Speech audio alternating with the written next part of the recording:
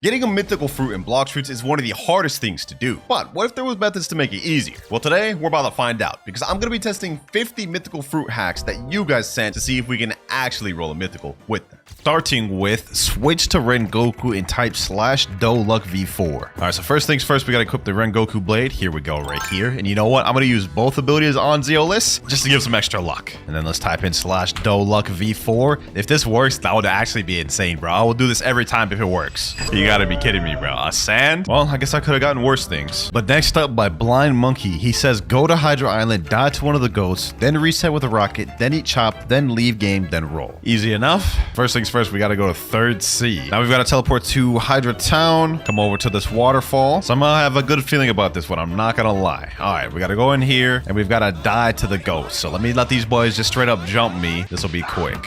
All right.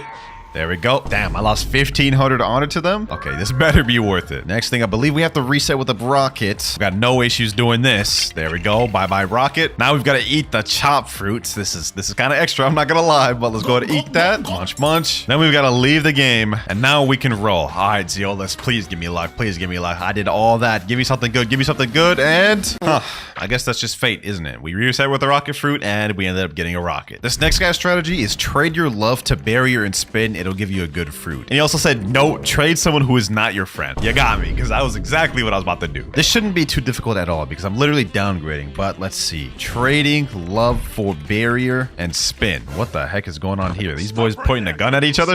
Hey, yo, chill, bro, chill. I don't got nothing, I don't got nothing. Give me fruit. Man's just straight up demanding it. He's shooting me. Trading love for barrier and spin. Someone please trade me. Anyone here have barrier and spin? Anyone? Anyone at all? Or am I just gonna sit here alone, waiting forever for the trade?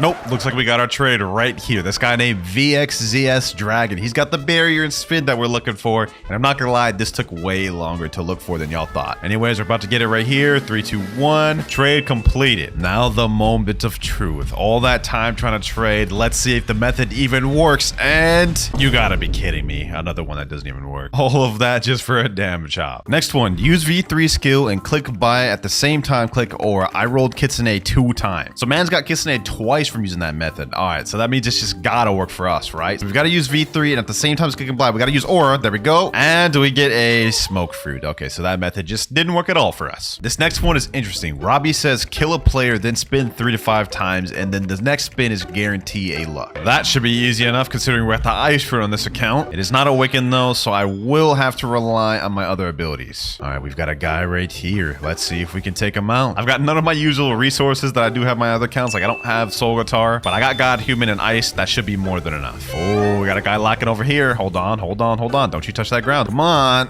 Get him here. Oh, we actually got him. Okay, okay, okay, okay. Ice bird. Boom. Boom. Oh, I don't even have the moves of my God Human unlocked. Okay, okay. We got him under half. We got him under half. This is good. This is good. I only have one of my abilities from God Human, so that is actually going to be tough to kill this man's. Oh, he got me with the dough ability. Ooh, let me hit it with the Ice Bird. No, I just jumped straight into that. I just jumped straight into that. Okay, okay. Let me see. Ah, you got me with this piercing clothesline as well. We're going to have to hold this. We're going to have to hold this. All right, let me Ken. Ooh, we got him there. We got him there. We got him there. Ice Bird. Boom, boom, boom. And we got him. 8.9k bounty. I honestly did not think we were going to be able to get that kill, but somehow the unawakened ice cooked. Now we've just got to spin 3 times, and then the 4th spin will get exceeded luck, he said. All right, first spin, here we go. It's probably not going to get something good because he said the luck's not supposed to kick until the 4th, but oh, sand fruit. Okay, okay, that's not bad. That's not bad. 2 more spins to go. Spin number 2. Let's see if our luck has upgraded at all. And okay, a chop fruit. A chop fruit. All good though. All good though, because after the 3rd spin, that is when our luck should be upgrading and increasing. All right, now spin number 3. Will this work? Nope, we get a spin fruit. But he said after spin 3, that's when the luck kicks in. So this next one has to count. Here we go, the final spin of this trick. Will it be a waste of time or will we actually get a fruit upgrade? Let's see. Come on, Zeolus, please. Oh, a dark fruit. Okay, I think this is actually the best fruit we've gotten in the video so far. Still not a mythical though. Next from Kurisu, they say equip the protagonist title and roll. With that title, Zeolus will know you stand on business. I like your thinking, Kurisu. The only question is, do I even have the protagonist title on this account? Only one way to find out. All right, here we go. Let's look through the titles. I don't even know where it's at. bad. We're just gonna have to keep scrolling until we see it. So far, I don't have any. This account only has 61 out of the 177 titles. Luck of the draw, unstoppable force. Oh, the protagonist. Defeat 2 or more players at the same time. All right, all we have to do is enable that. Let me tell him I'm the protagonist. Yes, sir. A certain dominance over this man. So now he's gotta give me a good fruit. Come on. We get a bomb fruit. That did not work whatsoever. Just because that one didn't work doesn't mean that the next one won't. Next one though, defeat a sea beast with only rocket, then roll fruit. Really? Y'all really want me to do... Okay. I guess this video is testing out y'all guys' methods. And the only issue is I literally have 1 mastery on this account with Rocket, so we gotta go on a little bit of grinding, boys. Let me get this NPC here. Rocket Fist. Oh my god, this only did like a quarter of his health. Let me hit him again. Boom. Boom. There we go. Let's see how much mastery we get off of that. All right, we unlocked our next ability, Airstrike. All right. We only need 75 mastery to unlock the last ability. That's actually not that bad. Let's just quickly pack up this next one here. We should get our third ability out this guy. And Missile Fist. Come on. Damn, only 39 mastery. All right, what if I just bunched all these boys up together? Nah, I just hit them all with the Missile Fist. Boom. There we go. 52 mastery, Rocket Crash. That's really all we need, to be honest. I don't need the last ability. All right, let me get my boat. Grand Brigade. Let's sail out to sea. Hopefully this don't take too long to fight a damn sea beast. It's been maybe 3 minutes, still no sea beast, so I'm gonna start moving. I heard this increases the chance of them spawning. Uh-oh, we got some ships right here. All right, let me just quickly take care of these ones. It's kind of annoying me, I'm not gonna lie. They're trying to take down my ship, boys. Trying to prevent me from farming these damn sea beasts. Here we go, Missile Fist, boom, Airstrike. All right, there we go. Low-key, I should have went to third sea for this because the second sea beasts they just never want to spawn. I sense a disturbance in the area. We have a sea... Oh, okay, he's actually kind of packing me up. The guy said I had to solo him with Rocket. He didn't say I had to only use Rocket. We're gonna be using our God Human moves. I ain't gonna lie. I ain't gonna lie. Because there's no way I'm about to fight this man with only Rocket. Let's see how this goes, though. Let's see how this goes, though. Missile Fist. 2,300 damage. That's not enough. That's not enough. Does my Rocket Crash even hit him? Let me see. Oh, it does. Perfect. Perfect. Oh, I'm dying. I'm dying. I'm dying. I don't even know if I can solo this thing, bro. This is such a crazy challenge. Hold on. Let me chill. Let me chill. Let me chill. We need to heal up. So using Rocket Crash is a big no-no. It literally just pushes me into the water, and I do not want to die to water damage. Oh, this is so damn difficult, bro. Why is CB so damn hard? Where's this health at? 42,000? We can actually do this. Missile Fist, Airstrike. Come on, come on, come on. 13,000 health left. Please. No, no, no. One more move. One more move. One more move. One more move. We got to finish up with Rocket move. Missile Fist. There we go. Oh my gosh, bro. That was so close. I was literally like 2,000 health left. All right, now we go spin. All that work, we better get something good. Come on, Zio. Let's come on. We've got to get something good. We've got to get something good from this. And yo, we got a Venom. We got a Venom from this. Yo, there's no shot that actually worked. There's no shot that actually. What am I even saying? I'm not even saying English right now, bro. I can't believe the whole CB strat with Rocket actually ended up paying off. We got a Venom. First mythical of the video. So this next guy is actually a bit long. So it says eat Rocket Fruit 3 times, then type /low-key, then type /luck, then type /Jujubo TV style. All right, let's see if this works. I highly doubt it will, but maybe. You never know. All right, we got 7 rockets, so we've got definitely enough rockets. Here we go. Let's eat this. That's 1 out the way. This is so dumb, bro. I'm about to waste 3 rockets. Another one down the drain. There we go.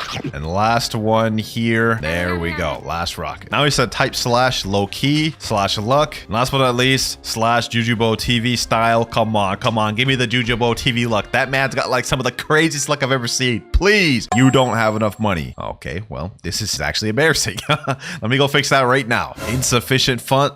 I don't even have enough Robux or money. This is actually really embarrassing. All right, here we go. Peace has been restored. I now have the money. And I just retyped all the text just to make sure we get the maximum luck possible. Well, that obviously didn't work. That was very ridiculous. I had to spend Robux and my own money just to get a spring. This guy's strategy says try to kill all bosses in the sea you're in. This is about to be a whole damn mission, bro. All right, first things first, we've got to even make it to Port Town, like, which may be difficult because I feel like I'm about to get jumped right now. Oh, there's players right there. There's players right there. Come on, come on, come on. Just let me make it to Port Town, please. Since we're in third sea, the first boss in the agenda is the stone boss. Oh my god, oh my god. Rise, I'm about to spawn my damn boat. Oh my god, this bro just jump scared me. Yo, bro, he's tripping. You're tripping, my boy. Why? Oh, is he chilling now? He is not chilling. He is not chilling. He's stampeding towards me. Yo, hold on. Let me just quickly spawn my boat. Let me just quickly spawn my boat. Please, please, please, please. Grand Brigade. Oh, come on, come on, come on, come on. Let me run away. Let me run away. Wait, I think we got away. No, we did it. Oh my god, he's running my boat. He's running my boat. Bro, this is so damn menacing, dog. Oh wait, you can't do anything except he's slowly damaging my damn damn ship. Please, can you just leave me be? What did I do? Oh, wait. He's stuck behind now. He's stuck behind now. Yes, we got ahead. We got ahead. Eat my dust, mammoth. Eat my...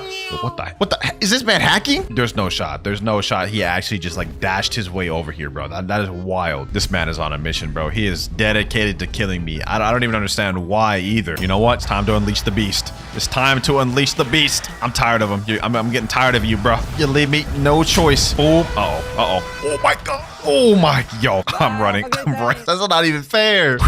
All that struggle, we finally made it to Port Town, boys. Didn't think I would see the day. Now, is the stone boss here? Let us find out. Oh, looks like he's here. Looks like he's here. Somebody's fighting him. Somebody's fighting him. I need to get some credit. I need to get some credit. We need to quickly just start fighting him while he's still here. Flame Destroyer. Come on, come on. There we go. There we go. There we go. That's the way right there. Where'd he just go? Oh, there he is right there. Now, I do have this leopard fighting with me. However, the guy didn't say we had to solo the bosses. We just have to kill every boss in the sea. So if I can get credit, I think it counts. Oh my God, this damn leopard, bro. Oh, first we had to worry about the mammoth. Now we have to worry about the leopard. What is this, a damn zoo?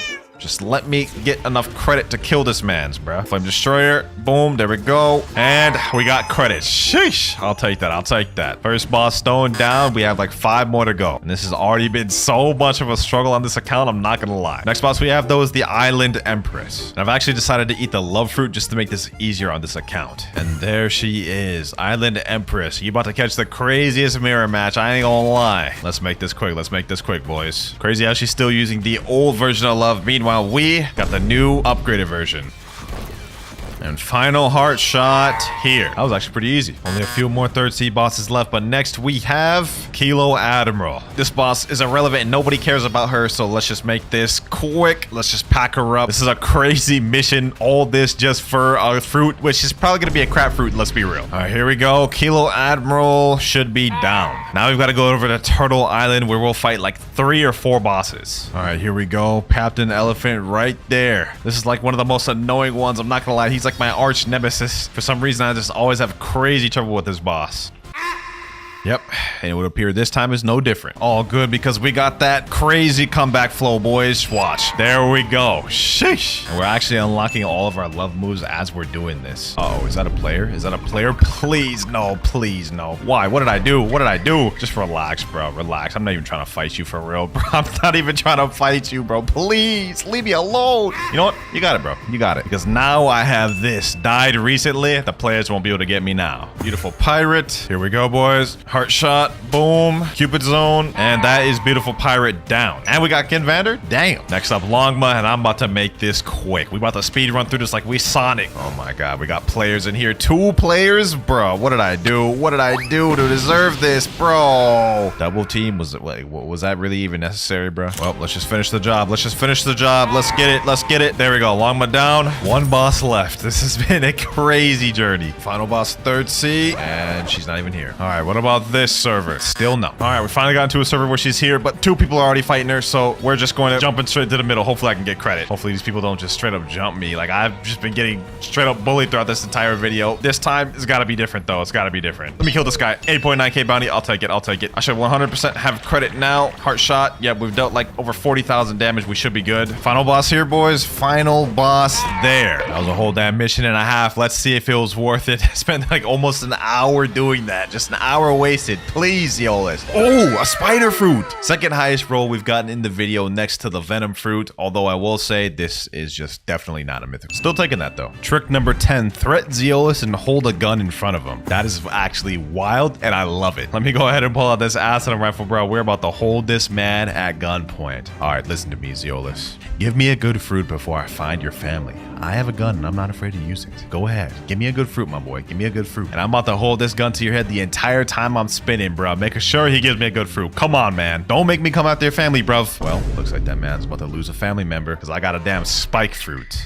That just did not work. Although I have seen the craziest clips in the past where someone points a gun at Zeolus and ends up getting kitsune. So I don't know, man. Ain't work for me, though. This guy's trick is go from first C all the way to third C only using flash step and you will get kitsune. Why?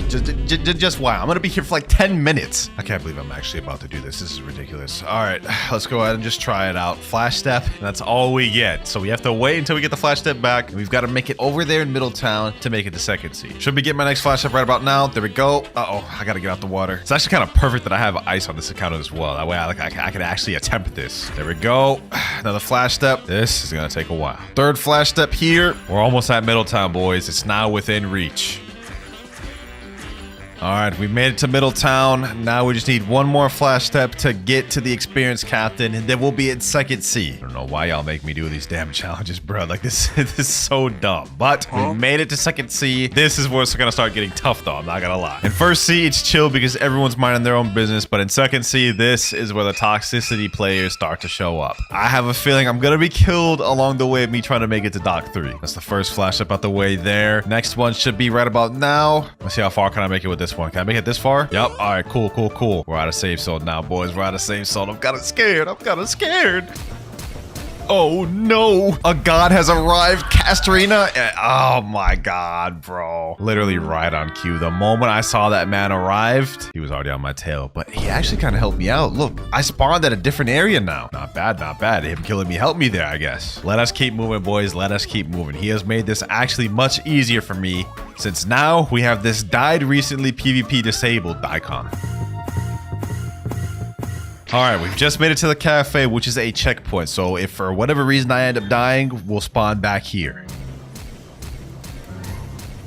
And we finally made it to the bridge. And I can see the end zone right there, boys. That little dock right there is our end zone. We're nearing towards the end of this little treacherous challenge. Almost there, boys. Almost there. We have one final flash step and we'll be done with this. If I don't get at least a mythical from this, I'm gonna be upset. I've spent 10 minutes just flash stepping. There we go, Mr. Captain. Wait, am I still not close enough to talk to him? That is actually wild. That is so wild. I'm right in front of him. All right, I guess one final flash step to go. There we are. Now, let's head to third sea. All right, we're in Port Town. It's done. Now, all he said we had to do was flash step to third sea. He didn't say we had to make it to the gacha in third sea, so I'm about to fly my way over there. All right, here we are, floating turtle. The gacha awaits us. I feel like we did all that just to get a common fruit, man, but you never know. Maybe the gacha could prove us wrong. Yeah, it definitely didn't prove us wrong. All that 12 plus minutes wasted for a spike. This guy here says, do any fruit transformation and roll, you will get a mythical. Yeah, I think I could do that. Now, unfortunately, on this account, the only fruit that I have that has a transformation is the rubber fruit, and I'm almost certain this has 0 mastery. Matter of fact, let me just go ahead and check. Let's see how much mastery this has. I am not confident whatsoever. Yeah, 1 mastery. Okay. Give me 1 sec, boys. And boom, 225. We got the transformation. Now let's head back to the gacha. What's good, Zeolus? Got something to show you, my boy. Let me show you this transformation. Sheesh. Now give me a damn mythical fruit before I use this jet pistol on you, bro. Don't make me do it. Don't make me do it. I'll aim it this way for now, but if you don't give me a mythical, I will hit you with it, bro. I will hit you with it. And, well, we ended up getting a dark fruit, which is not bad, but it is not what I asked for. This next one's a bit of a long one. He says, go reset your Buddha on the first sea and walk all the way from first sea to third sea, starting from pirate starter to floating turtle. PvP a player and win 1 time, then trade someone a rocket for a mythical. I tried it and I got T-Rex. Now that is a stupid amount of stuff, but we gonna do it. All right, we're back on my main. First thing I gotta do is head all the way to third sea. Wait, what the heck? Yo, what happened to bro's pants? Yo, experienced captain, what are you doing? And you too, sea captain? Dog, they out here freeballing it? Like, bro, what did I miss? Anyways, now we are in first sea and I've gotta reset a physical Buddha. Do I even have one? I do not have one. Okay. I know this is a complete trade, but I need to get through this video, bro. It's 5 a.m. I don't even care at the moment. We're getting this Buddha right now. All right, now that we got that out the way, we're on the marine starter right now. Now I've got to reset my Buddha. RIP my leopard, man. I just traded that just for me to reset a Buddha. There we go. Goodbye, Buddha. Oh my God, that was so painful. And now we're about to go through something even more painful because we have to walk from this island all the way to floating turtle in third sea, bro. This is about to be insane. I think this may be worse than the flash step one because at least with the flash step one, you get like bursts of movement. This this, I'm just moving slow the entire time. All right, we are almost at the experienced captain. We're about to be in second C shortly. All right, here we go. Experienced captain, take me to second C. All right, let's make this quick. Let's make this quick. Although I may get jumped in this, so we gotta be prepared. Let me see, what are my stats? All right, we got Blox fruit stats, and I got ice. We should be straight. If I run into anybody, I'm gonna straight hit him with the absolute zero. We're gonna be chilling. Almost at the cafe, the checkpoint. Once we get past there, it really doesn't even matter if we die. Uh-oh, I hear Kitsune. I hear Kitsune somewhere. Hold on, let me activate Ken. Ooh, there's a Kitsune right over there. There's also a lot of people over here. High populated area, boys. High populated area. I don't like this. I'm just sitting here like a walking duck, bruh. Question is, will any of them attack me? Oh, they're already fighting each other. That's interesting. I do not want to get involved. Yeah, let me just walk by all these boys like nothing happened. Hopefully none of them attack me. I'm just watching like straight up like jump combos going on. It's a Kitsune and a doe versus one Buddha. This is sad to see, and I'm just ignoring it all. All right, we're pulling up on the bridge. Uh-oh, no. Why are you even daring? Maybe he's not daring. Maybe he just wants to go by me. I don't know why it would hit me though. Definitely very confusing. Almost there, just a little bit more to third C. Here we go, boys. Mr. Captain, take me to third C, the final stretch. This here is going to be the longest part though, because I've got to go from Port Town all the way over there. Actual insanity that y'all are making me go through this. Actual insanity. Oh, a Blox fruit just spawned. Maybe if that's still there after we're done doing this gacha test, I'll go get it. And a pirate raid? Okay, this is a lucky server. This is a lucky server. Now I've just gotta endure all this by walking. Oh, a 9.5 million bounty player just joined. Let me go ahead and pre-prep. Curve Steel Katana. Let me equip that Soul Guitar. We're ready. Uh-oh, there he is right there. There mans is right there. This is not good. Don't even do it. Don't even do it. Please don't do it. Oh my God. I didn't want to have to do it to you, bucko. Why do they always make me do it? Hold on. You know what? Forget it, bro. You leave me no choice. Bro. You want to do this to me? I'll go back to my placement beforehand, boys, but I'm not about to let this boy just kill me and reset all my progress. I'm about to pack him up and ship him out. You ain't like that. You ain't not like that. Icebird, boom. Let me hit him here, boom. Yup, you're getting packed. Get him there. Don't run now, bucko. Do not run now. You're not the only one I can go V4. Boom. GG. 17k honor. You should have left me be, bro. Now I'm going back to walking. We're almost at Turtle. After we get the Turtle, we then have to 1v1 somebody and win. Then we have to trade someone a rocket for a mythical, which is not even possible unless you do the permanent. And then we roll. Any second now. And there we go. The floating turtle text has appeared. So I'm going to say we officially made it to floating turtle, boys. It's time to pack someone up. And considering we're using the ice fruit, this should be very easy. I mean, we just beat a 9.4 million on the water. Looks like we've got a player right over here, huh? Let's get him. Boom. Let's get him with this. Glacier. And I'll take that. 11k honor. That was it. That was our kill. Now, what I'm about to do is we have to get a permanent rocket by that, and somehow we've got to get a mythical out of this. Let me say trading perm rocket for gravity. That's like totally not a scam, you know what I mean? Like that's a fair trade. All right, we found somebody that has a gravity. I'm trading permanent rocket and sound. He didn't say it had to be only rocket, so I had to sweeten the deal to get this trade. This is still technically a mythical for rocket though, so there we go. Trade completed. Now we can finally do the spin. This one took so long to do, so I'm hoping. Hey, look, this guy right here says Slash is Yola's best admin. He's doing his own little trick right here. Looks like it didn't work for him. Let me see if mine works though. I did all this.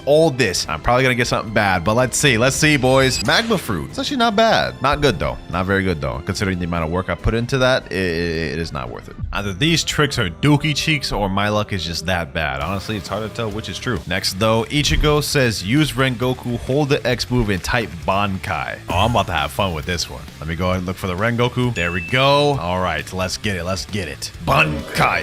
Zanka no Tachi. All right, I'm getting a little carried away with this. Let me type in Bankai, hit him with that, boom, and let's go for the spin, boys. Let's go for the spin. This is about to be the most legendary spin of all because of the Yamamoto Bankai. Come on. That is just so crazy, bro. Like, I gave him the whole Bankai thing and everything, bro, and he still gave me a damn rocket fruit. Another one that didn't work. Kiyotaka says reset with a dragon and do a gacha, and he put in parentheses worked for me. This is so painful. I feel like I've like done like some of the craziest things in this video just for the sake of trying to prove these real or fake. None of them have worked. I doubt this is going to, but we gotta do it. I can't believe I'm actually considering this, let alone actually fully going through with it. Dragon is a technically unobtainable fruit right now. You can't get it from the gacha, you can't buy it permanent, you can't get it from notifier, and I'm about to reset with it. That is like Oh my gosh. Please give me a mythical, please. Well, boys, we did it. We got the mythical falcon fruit. Oh my god, bro. That is just not what I was looking for. So all you've got to do to get aimbot is go to settings, change full screen to window, pull out the buddy sword, and all you have to do is when you want to hit somebody, hold the buddy sword X move, right click the window at the top and let it go. You can see even though the target was moving, it hit where his hitbox used to be, basically giving you aimbot. Now that there was just one of the 39 more insane glitches that we have to test. And trust me, the last one is crazy. For glitch number 2, we have a slingshot glitch. And for this one, you need 2 people. So I've got my boy, the glitch master, Fulgurus. So what I have to do is I have to go in the air and hold Curse to Katana X down. And what he's going to do is go in the air and hold Yama X down. And it's going to flingshot me right there. You guys can see right there. Pretty weird glitch, but it's also interesting. Now, if you thought that was cool, I think you're really going to like this one. For number 3, we have an E-Claw fling glitch. So for this glitch, you obviously need E-Claw equipped. And then the next step is you need to go to settings and put your full screen to windowed once again. Then what you need to do is hold E-Claw X, go up to the top, let go, then freeze for a second. And then you can see right there, it flings you really far. Like, that is crazy. This could definitely be useful for getting away in certain situations if you can time it good. Now, this next glitch concerns none other than the sound fruit. And for this glitch, basically, it's stacking the F move right here. Now, to do this, you need 2 permanent fruits. One being obviously sound permanent, and you need another one to swap to. Now, you see this equip button right here. If you click it once, it shows confirm. What you need to do is you need to get it to that confirm stage, quickly use F, then swap. Something like this. Now, you can see I unequipped it. I'm on Spider, and we still have the sound flight activated. And the cool thing about this is it infinitely stacks. So we're about to do it again right here. You see, now I've got 2 of them going at once, and now I've got like literally like 20 of them stacked. Like, this is crazy. And to take it even further beyond, this is what it looks like when you stack like 50 of them. It starts actually lagging the game. Pretty cool, right? Well, if you didn't think that one was cool, you might find this next one a bit useful. So similar to the sound glitch, for this one, we're gonna do the same premise, except we're gonna do it with flame. A flame's flight is not that bad, but it's also not that fast. Like, this is as fast as you go with flame. However, what if I told you we can make that 10 times faster using this glitch? All you have to do is do the same thing we did with sound. Equip to another fruit and quickly use the flight. And you can see we did it first try, and I am like literally zooming right here, boys. Like, this is crazy. Like, let me teleport to an open island, like Sea Castle. Look at that, boys. Look at that. We are just straight zooming. Sheesh. Now, glitch number 6 is gonna blow your mind. All you have to do for this one is transform into the leopard transformation like this. You have to be right on top of somebody like so. Use the spiraling kick and aim it kind of down. Now, it didn't work that time there because you have to be aligned fully, so it may take us a while. Just so you guys can see proof, we are in the safe zone right now, and we are not allied.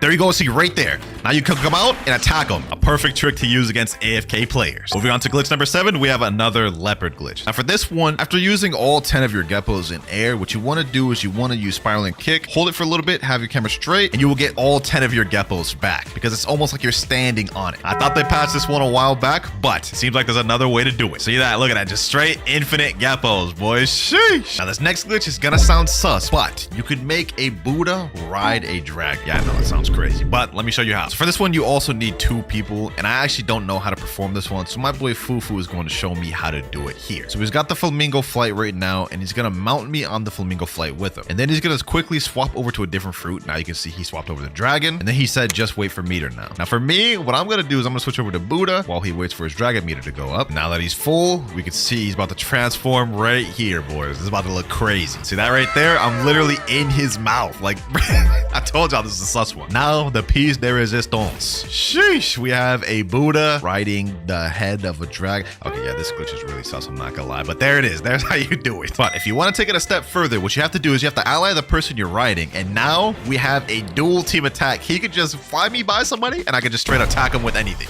Soul Guitar moves, any move you want. Twilight of the Gods, like this is straight destruction right here. Low-key an OP glitch if you actually abuse this. Now, being able to ride on a dragon is cool enough, but for glitch number 9, you can also do it with Mammoth. Let me show you. All right, here we go. He was able to do it this time. He's got the Mammoth F, and now we are just straight flying in the air with this thing. Sheesh. Let me switch back over to Buddha. Look at that, boys. Look at that. That is actually so cursed. That is actually so cursed, boys. But this is a perfect glitch for trolling. Like, imagine you just pull up as a flying mammoth. They ain't gonna know what to do. Now moving on to glitch number 10. And for this one, you need to be in a server that has high ping to make it easier. Once you're in a high ping server, you need to have the love fruit permanent, equip it, do the same thing we did with the love flight earlier. Now you can see we are in Flamingo, but I can't move because I did the glitch, right? Now we have Ghost equipped while we are in Flamingo flight. What we're gonna do is we're gonna use Ghostbusters and something cool is gonna happen. All right, here we go. Let's use our ultimate. And now we have right here, all the Ghostbusters are literally flying flamingo flights. They're using 2 fruits at once. Look at that. Look at them, boys. Keep posing out here. And while we're on the flamingo flight, for our next glitch, number 11, you could use multiple moves while on flamingo flight. Now, normally, as you guys can see right here, you can only use love moves while on flamingo flight. All the other icons down at the bottom are grayed out, meaning I can't click on E-Claw, my other weapons, or guns. However, my friend Fufu found the glitch to where you're able to. I don't know how to do the glitch, and I wouldn't be able to anyways because you need a controller to do it. But you can see in this clip right here, he's clearly flying on the flamingo flight. He's able to use his Curse Dual Katana moves, his Dragon Talon moves, and Soul Guitar moves all at once while being able to use the love moves as well. This is kind of OP and low-key too toxic, so I'm not going to show y'all how to do that one, but it's there nonetheless. For glitch number 12, this one can actually get you banned, so tread lightly. So to do this one, what you need is you need to have E-Claw equipped as well as Convander. And you also need to pull out a trusty auto clicker. Once you activate your auto clicker, you guys can see I'm clicking right now. What you want to do is you want to swap between Convander and Electric Claw as fast as you can. And basically, you guys can see right here, I'm constantly swapping, which is allowing me to float. And if you do this long enough, you will be kicked from the game, which we're going to try to showcase right now. You guys can see right there, you were kicked from the experience. Stop trying to lag the server or you will be banned. That's crazy. Useless glitch, but it's honestly cool to see that this actually could get you banned. Moving on though, for glitch number 13, we have another aimbot glitch. So you remember earlier in the video where I did it with the buddy sword? Well, there's actually more things you can use it with. In this case, we're going to be using the spider fruit. And in order for this to work, you need to have the C move unawakened. So it's got to be overheated sniper instead of the awakened version. And obviously, same as the buddy sword, you need to have the full screen set to windowed. So we've got a moving target now. Let's see how this works. All right, overheated sniper. Boom. There you guys go. He hit him even though he was moving. Now, glitch number 14 is a bit of a goofy one. Now, to do this, you need pole V1. And what you got to do is you have to equip and unequip pole V1 while doing lightning rain real quick. So we're going to try to time it over here. Unequip. Lightning rain. Okay, I wasn't able to time it that time. Let's try it one more time. We have to unequip and press X right at the same time. Okay, this time my character got stuck, which means I need to reset and try again. But you know what they say, boys? Third time's a charm. I asked him in chat. He says you have to unequip first, then press the move really quick. So we're going to try it one more time. Let's see how it goes. All right. There we go. I got it. So once you're in this pose right here after unequipping it, this is where it begins. You can see my hands up right now. So if I were to pull out something like a fruit, you can see the fruit is just spinning, bro. Same thing if I pull out a gun. My gun is literally just swinging it around town right now, bro. So yeah, like I said, this one is definitely a more goofy one. Hold on. What if I try this with like the kitsune fruit, bro? I wonder how that looks. That's funny as hell, bro. Oh, you know what fruit I gotta do it with, boys? I gotta do it for the memes. Spin fruit, spinning. Sheesh, bro. Who would have thought, man? This actually might be one of my favorite glitches. This is just funny. Very hard to time, though. Now, this next one is not so much of a glitch, but an interesting fact. So we all know what mastery does in this game. The higher mastery you have on an item, weapon, fighting style, or fruit, the more damage you deal. But what if I told you it wasn't that simple? This is gonna sound confusing, and I don't know if this is a glitch, but the mastery doesn't depend on the attack you're using, but it depends on what weapon you're holding. So let me give you an example. On my Soul Guitar, I have 385 mastery. So if I do an M1 on somebody while holding the Soul Guitar, it does 1,065 damage. However, if I tab out of Soul Guitar as the M1's going, look at the damage now. M1 on tab out, it only does 854. And the same thing applies for moves. If I use Soul Guitar X and hold Soul Guitar X the entire time, you guys can see the damage is a lot. I mean, that's almost 4,000 damage. Now let's do that same move, but this time I'll stop holding Soul Guitar in the middle of the move. You see right here, now the damage is much less. So the mastery scaling doesn't just apply to the attack in general, it only applies if you're holding out the weapon, fighting style, or fruit while the attack's going on. But glitch number 16 gets a little more interesting if you ask me. So once again, for this one, you need 2 different people, one person with the spiky trident and one person with Phoenix. In this case, I'm going to be the Phoenix. So what the Phoenix user needs to do is transform into blazing plumage. Now what we need to do is we need to go by the ocean to the guy that has a spiky trident, look down, and hold Phoenix X. Now, you guys can see right there, when he uses spiky trident X, it glitches you, pushes you through the map. It just goes crazy. And depending on what angle you're at, it can actually react differently. Like in this clip of my friend doing it here, you guys can see it actually teleported him to the water instead of teleporting to the land like it did for us. But if you didn't think that Phoenix glitch was interesting, I've got another one for you. So with this glitch, you'll be able to use the Phoenix transformation moves without even having to be in the transformation itself. And it's honestly really simple. All you've got to do is pull out a smoke fruit. You guys can see it's in my backpack. And as soon as you press blazing plumage, you pull out the smoke fruit. You guys can see here, now I am invisible. And as you guys can see, we have literally all of the awakened moveset right here. Flame Exodus. This is the awakened one,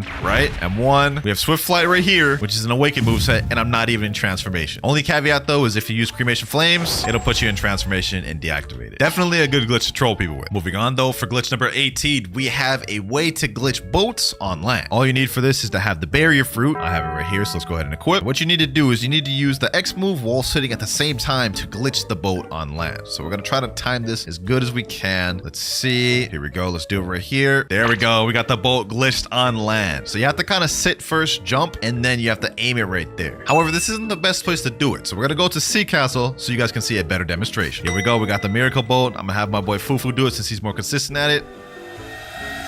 And then you guys can see right there, he got the boat on land. And this thing is buggy as hell. Like, hold on, let me just try to ride this thing. This is about to be buggy as hell, boys. And you can keep doing this glitch to get it even higher and higher and get the boat basically wherever you want it. Only problem is when you get it on land, it starts doing this. Like what the hell is bro doing?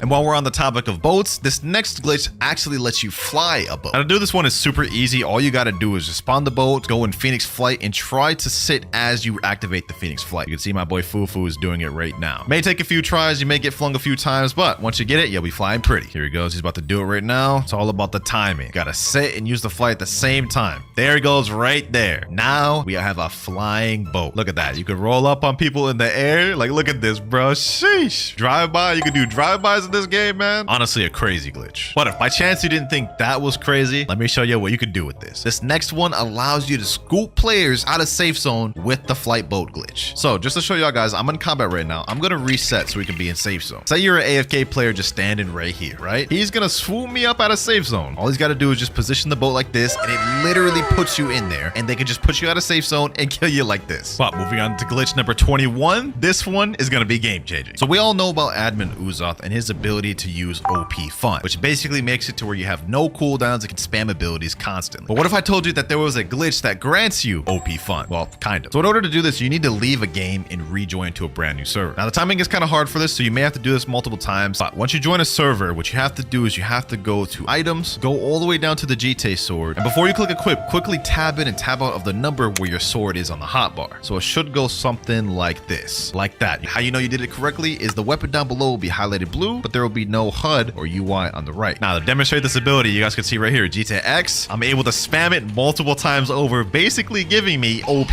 fun, boys. You can also do this with the first move, except it's just kind of like a visual bug. Now this is cool and all being able to use OP fun with GT, but I bet you didn't know that there are multiple other weapons you can use this with, but we'll get into those later. Now this next glitch is dangerous. So we all know this dome move right here, piecing clothesline. What if I told you there was a glitch to where you could escape it? Now to activate this glitch, all you've got to do is go to settings and make sure you're on windowed mode. Now I'm gonna tell him hit me with it again. This time when he uses it, I'm going to freeze right here, right before it ends. I'm gonna freeze.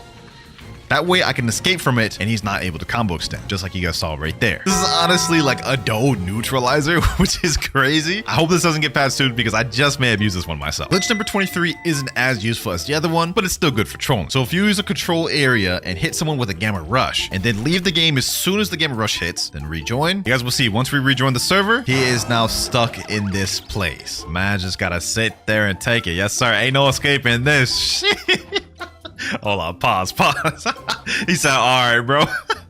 This is how it looks on the receiving end. So he's about to hit me with the gamma rush and instantly leave. And I am stuck. I can't even dash. I can't even do anything. Moving on though, this next glitch, we have an immortal NPC glitch. Now to do this glitch, all you need to do is equip the love fruit. And once you got the love fruit equipped, then you have to go to an NPC. For our demonstration, we're going to use an elite pirate. And there the elite pirate is right here. Now what I'm going to do is I'm going to go up to this elite pirate and force him on my flamingo ride. Then what we have to do is we have to take him all the way to a safe zone. Now essentially what this glitch is doing is it's confusing the game. Normally after an NPC gets too far from its spawn point, it despawns. But as you can see, the NPC has not despawned, and now it can't even be hit. Fufu is trying to hit the NPC, but it's just become invincible. This is honestly a scary glitch because if you get enough people to do this, you could make a quest nearly impossible to do. It's like the ultimate troll. Now, glitch number 25 is a portal glitch that will actually get you kicked from the game. So all you have to do is you have to go to the Blox gacha or get a notifier. However way you got to get a physical fruit, it needs to be droppable though. You got a ghost fruit. All right, now what we have to do is we have to place the fruit on the ground, drop it. We have to be at the perfect distance. I'm gonna say right here should be fine.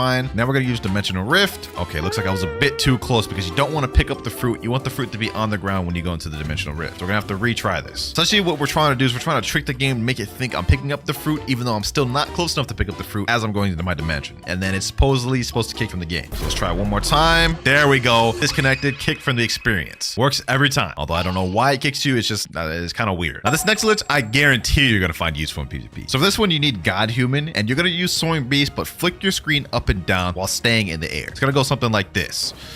And while you do that, you have increased momentum. You guys can see right here, I was able to go a crazy amount of distance by doing that. Whereas if you just did the God Human Soaring Beast normally, you would only be able to have minimal distance gain. And you remember that OP fun glitch I did with GTA earlier, right? And you remember me saying you could do it with other weapons. Well, what if I told you you could do it with one of the best weapons in the game, Darkblade? So similar to how we did it with GTA, you have to join the game on a fresh server, click on Darkblade, quickly double tap the hotbar number your sword is at, like this. You guys can see we did it perfectly first try. It's highlighted and we have no HUD. Now this one's not as useful as the GTA one. Like you could literally abuse the GTA one and get momentum. This one, it's just kind of more visual. Like it just looks like you're doing the dark air slash over and over and over again, which you can still use to troll people, but it's not as cool as GTA in my opinion. However, don't worry, there's still one more weapon that we can do OP fun with that I think is cooler than how it looks with the Darkblade. Now that OP fun Darkblade glitch wasn't that useful, but I guarantee this one will be, because for glitch number 28, we have the super jump glitch. Now to do this, all you have to do is go to settings, change your movement mode from default all the way to click to move. Now what you need to do is right click, and whenever you right click, you guys can see it'll move where your cursor is. What you need to do is you need to jump and right click at the same time, then press dash, and it'll fling you forward. This is useful because I see a lot of people personally using this in PvP to like run away, avoid attacks, catch up to people, whatever. Like if you get really smooth at it, you'll be able to do it consistently.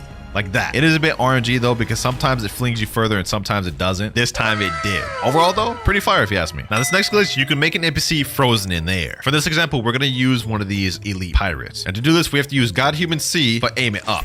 Right after you have to do that, you have to transport to any island other than Hydra Town or wherever the elite pirate is. And then you teleport back and they should be stuck in the air. All right, let's teleport back to Hydra Town. Let's see if it worked. And it didn't work for me. For some reason, it's not working when I try to do it. However, my friend just took a clip of it working when he did it. You guys can see in this clip right here, the elite pirate is stuck in the air, just floating there, and he's invincible. You can't even attack him. You can't do anything. So you could literally make it to where people can't farm elite pirates in the server and force them to hop. That's toxic. Glitch number 30, Cyborg super jumps. We're almost at the end. Now, normally in Cyborg V4, you already have these jumps right here, which are not bad. They go far. I'm not gonna lie. But what if I told you you could easily double the length they go? All you have to do is pull out soul guitar, and whenever you jump, M1 with the soul guitar. And when you do that, it'll increase the distance a lot. Look at that. That is a soul guitar jump. This is a normal jump. See the distance increase? Another useful tip y'all should use in PvP. 10 more glitches to go. Now glitch number 31 is a bit tough to recreate, so my friend got a clip for us. Do you remember earlier when we were able to make a bolt fly with Phoenix? Well, you're also able to do it with Kitsune, as you can see in this clip right here. The only thing is with Kitsune, it is very glitchy and sometimes just teleports you in random places like you see here. Like look at that, he just randomly teleported up and then the bolt just fell. And on top of being able to make a bolt fly with Phoenix and Kitsune, you're also able to do it with Dragon. So yeah, that's pretty interesting, but for glitch number 32, it gets even better. So for glitch number 32, we're gonna do the same thing we just did in the previous one. We're gonna make a boat fly with Kitsune. However, this time it's gonna be different. So you guys can see he's trying to position me to sit in the boat right now. And you guys can see the boat is really glitching, and it's going to glitch to the point to where we literally just die. Look at that. We literally just died. I don't know why this happens, but it's just crazy. That was one of the most random glitches we have in the video, but it's there. And now for glitch number 33, the coolest OP fun in my opinion. OP fun with Fox Lamp. This one is so cool in my opinion because look, you can just stack the Fox Lamp Z and it's just there like that. Like look at that. That looks so clean, bro. Now obviously the GTA is the most useful and practical because of the movement you get out of it, but I feel this one is the coolest one. Now if you thought OP fun with Fox Lamp was OP, trust me, it gets even better because for glitch number 34, it's also possible to do OP fun with the flame fruit. Now this one's the hardest to do out of all of them, but you can see my friend was able to complete it right here. Now this one is just a visual, but he's able to do the C move multiple times. He's about to showcase that right here. You can see right here, look at this. OP fun with flame. Man's actually moving like uzoth out here, dog. But to do the OP fun glitch with fruits versus weapons, it's a lot more difficult, and I was not able to do it myself. But aside from that, glitch 35, we have beast fruit stacking. This one's super easy to do and honestly one of my favorites. You need to have 2 people that have permanent Kitsune, or at least a physical Kitsune. Both Kitsune users have to get all their tails available so they can transform. So let's go ahead and do that real quick. That's 1 tail, 2 tail, and that's 3 tails right there. Next step, you have to ally with the person that's transformed into Kitsune. Now that we're allied, you mount him. Then he has to go over to this NPC right here, remove Blox fruit. And once he removes it, I can transform while I'm mounted to him. And we are now on top of each other. Pause. That's really sus. And there's no limit to how many you can stack this. If you have a server full of 12 Kitsunes, all 12 could stack onto each other and you could have a tower of Kitsune. Pretty fire. Glitch number 36, invisible beast fruit. This works with multiple different fruits such as mammoth, T-Rex, leopard, and dragon. In my case, I'm going to do it with mammoth. So all you have to do is equip mammoth, and as you're about to transform, pull out a smoke fruit or any fruit in general. Let's go ahead and transform, and I mistimed it that time. Me. Let's try that one more time. Transform, smoke fruit, and there you guys go. You can see I'm invisible right now, and we have the hitbox of a Buddha. Look at this. Like look how big this fox lamp is. Pause. Bro, Bro, there's been so many pauses this video. I promise it's not on purpose. Fire glitch though. Just 4 more glitches left and things are about to start heating up. For glitch number 37, we have a glitch that is similar to the control ultimate we did earlier, except this time it's using Dough. So I'm gonna have Fulgurus right now use Dough Fist Fusillade on me, and he's going to leave. And what it's going to do is it's going to make my character freeze, unable to move. Let me say right now, go. All right, he's using Dough Fist Fusillade on me. Now he's about to leave the game. And now that he's left, I'm stuck right here. I can't even move. Same exact as the control one. That's with Dough. Now, I have no idea why you'd want to use this glitch. Maybe if you're trying to troll somebody and stun them while your friend kills them, but it's pretty devious. For glitch number 38, we have another control one. So what you have to do is you have to activate your room, go to the edge of your room, use levitate, then quickly walk out of your room. And you guys can see it'll cause the item to stay in here without exploding. You have to do it really quick though. You guys can see, let me do it like this. Boom. Yep. Now it's just stuck there. You guys can see it didn't explode. I'm gonna do it with this tree again. Boom.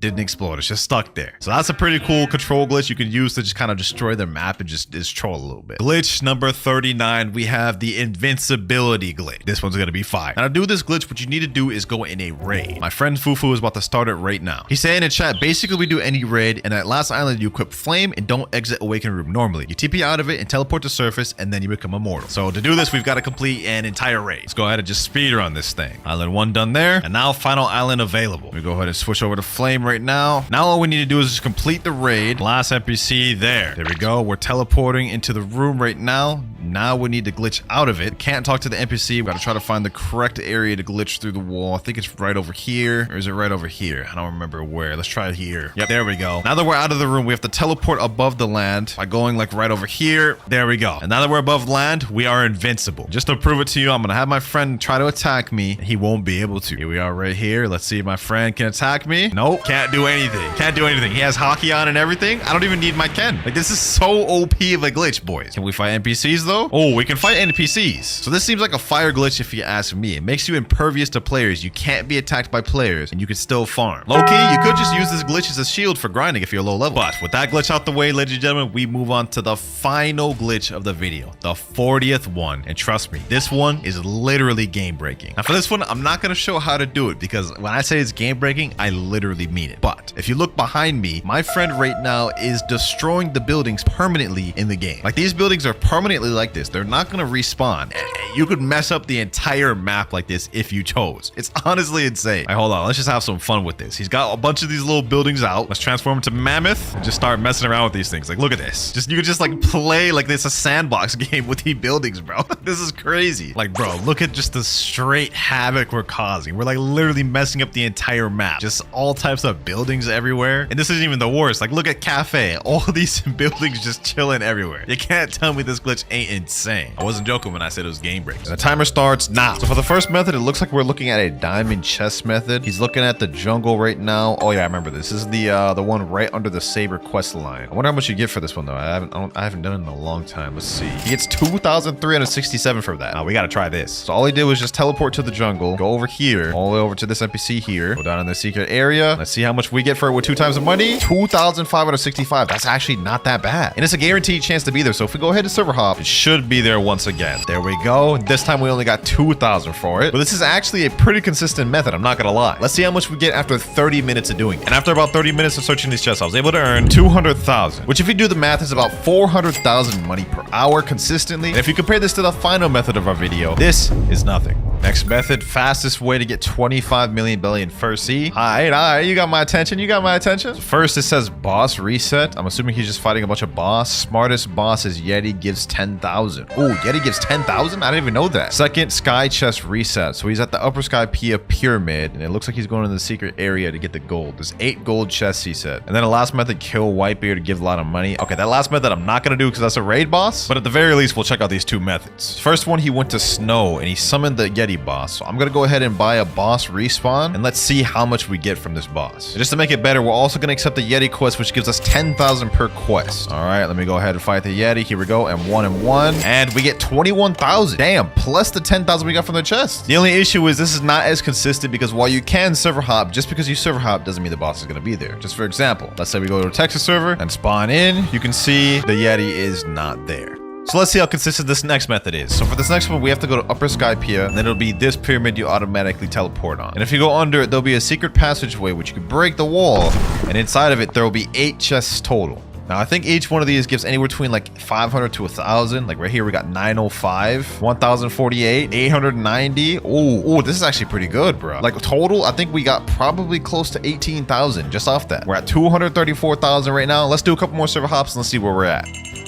All right, second time rolling through. Let's get it. Let's get it. There we go. All the chests, and we're already at 253,000. Sheesh. This method ended up being so effective. I ended up farming it for an hour and it got me 1.5 million. We are now 1% done with the final goal. We've just got to get 99 more million before we're done. But this method ended up actually being pretty good. We started off with 250K and ended up with 1.5 million. So if you do the math, that's 1.2 million per hour, which is not bad. I'm not going to lie, but we need better. Lucky for us though, according to this wiki, the next method we are going to grind is considered to be the best first sea method. How to grind money fast in first sea? Okay, looks like he's at the Marine Fortress. First method is to kill Vice Admiral. Really? Vice Admiral? This is like one of the best first sea methods? You will need to do the Vice Admiral's quest and kill it. Okay. It gives 15k money and it's easy to kill. Oh, 15k money to kill him. That's actually not that bad, bro. That's 30k with 2 times money. And if you have premium, I think you get like 10% more. So it should be like 34k. All right, let's go to Marine Fortress. Hopefully he's here. Yep, there he is right there. All right, so I guess the quest gives 15,000 EXP and I think we get about 1,000 for killing him. Let's go ahead and find out. Boom. 31,500 belly plus 1,000 for killing him. That is actually not bad. And I killed him in 2 moves. Now, submit to the Yeti. This is an issue because every time you server hop, he's not guaranteed to be there. But let's go ahead and server hop and let's see if he's there. There he is right there. We got lucky a second time, boys. All right, say less. We're already almost at 1.6 million money. So you get almost 100,000 for just killing him twice. I can see why this is a lot faster. This is definitely a better method than the other one. I can tell already. And last Vice Admiral there. 21 hours remain. We spent about 2 hours farming this guy, but I would say it was well worth it because we hit $10 million. 10% of the way there, and I must say this was honestly such a fire method. But we got to speed things up because if I don't hit 100 million before the timer runs out, I've got to give away 5 permanent kitanes. So it's time for the second sea methods, where everything from bosses, chests, and even NPCs gives slightly more money. How to get $10 million a day. Okay, you got my attention. This is a second sea method, our first one. His step says go to Snow Mountain. Okay, go here. What's he doing? What type of method is this going to be? Do Buddha glitch. Oh, is this going to be like an AFK type of method where you just like stand there with an auto clicker? Yep. Okay. I like the way this sounds. It's like 3 a.m. right now anyway, so I can just put this on and then go to sleep. He says enjoy being rich at the end. Hey, I'll be the judge of that. All right, so we got to teleport to snow. Then we got to equip the Buddha fruit. Now he used the fighting style, but I'm going to use a sword just to get extra AoE. And also I'm going to stand right here instead of where he said because I believe this gives me better coverage. All right, it's time to pull out the auto clicker. Let's see if this works. Okay. Oh, I'm hitting both NPCs at the same time. All right, that's not bad. 1,500, 1,800 money per NPC. Now we're at 10 million belly right now while I'm starting this method. And we've currently got 20 hours, 52 minutes remaining. I'm going to let this run while I take a nap. And let's see how much money we get after a few hours.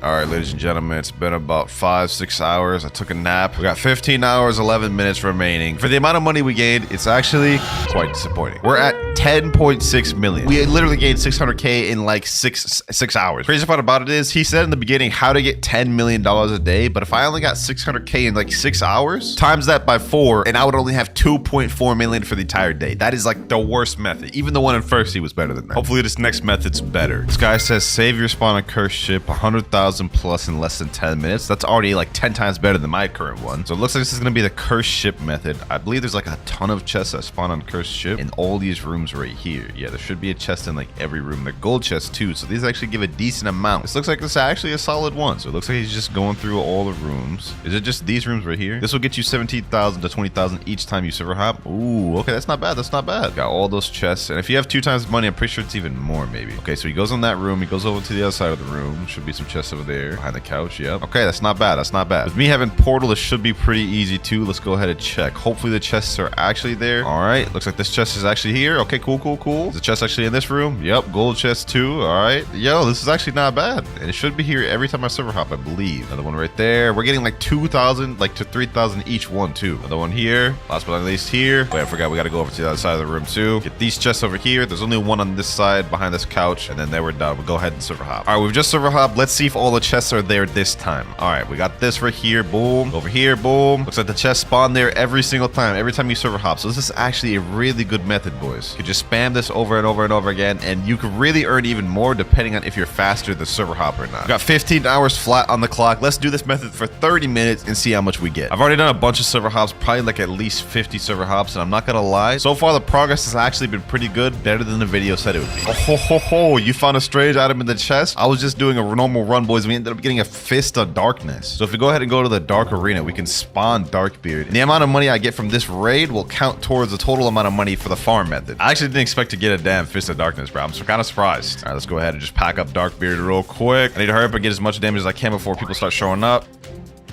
I can see people showing up right now in the distance. Is that a max level player? Okay, hold on. I'll deal with him after this. Let me go ahead and just... Oh, he has V4 active. Okay.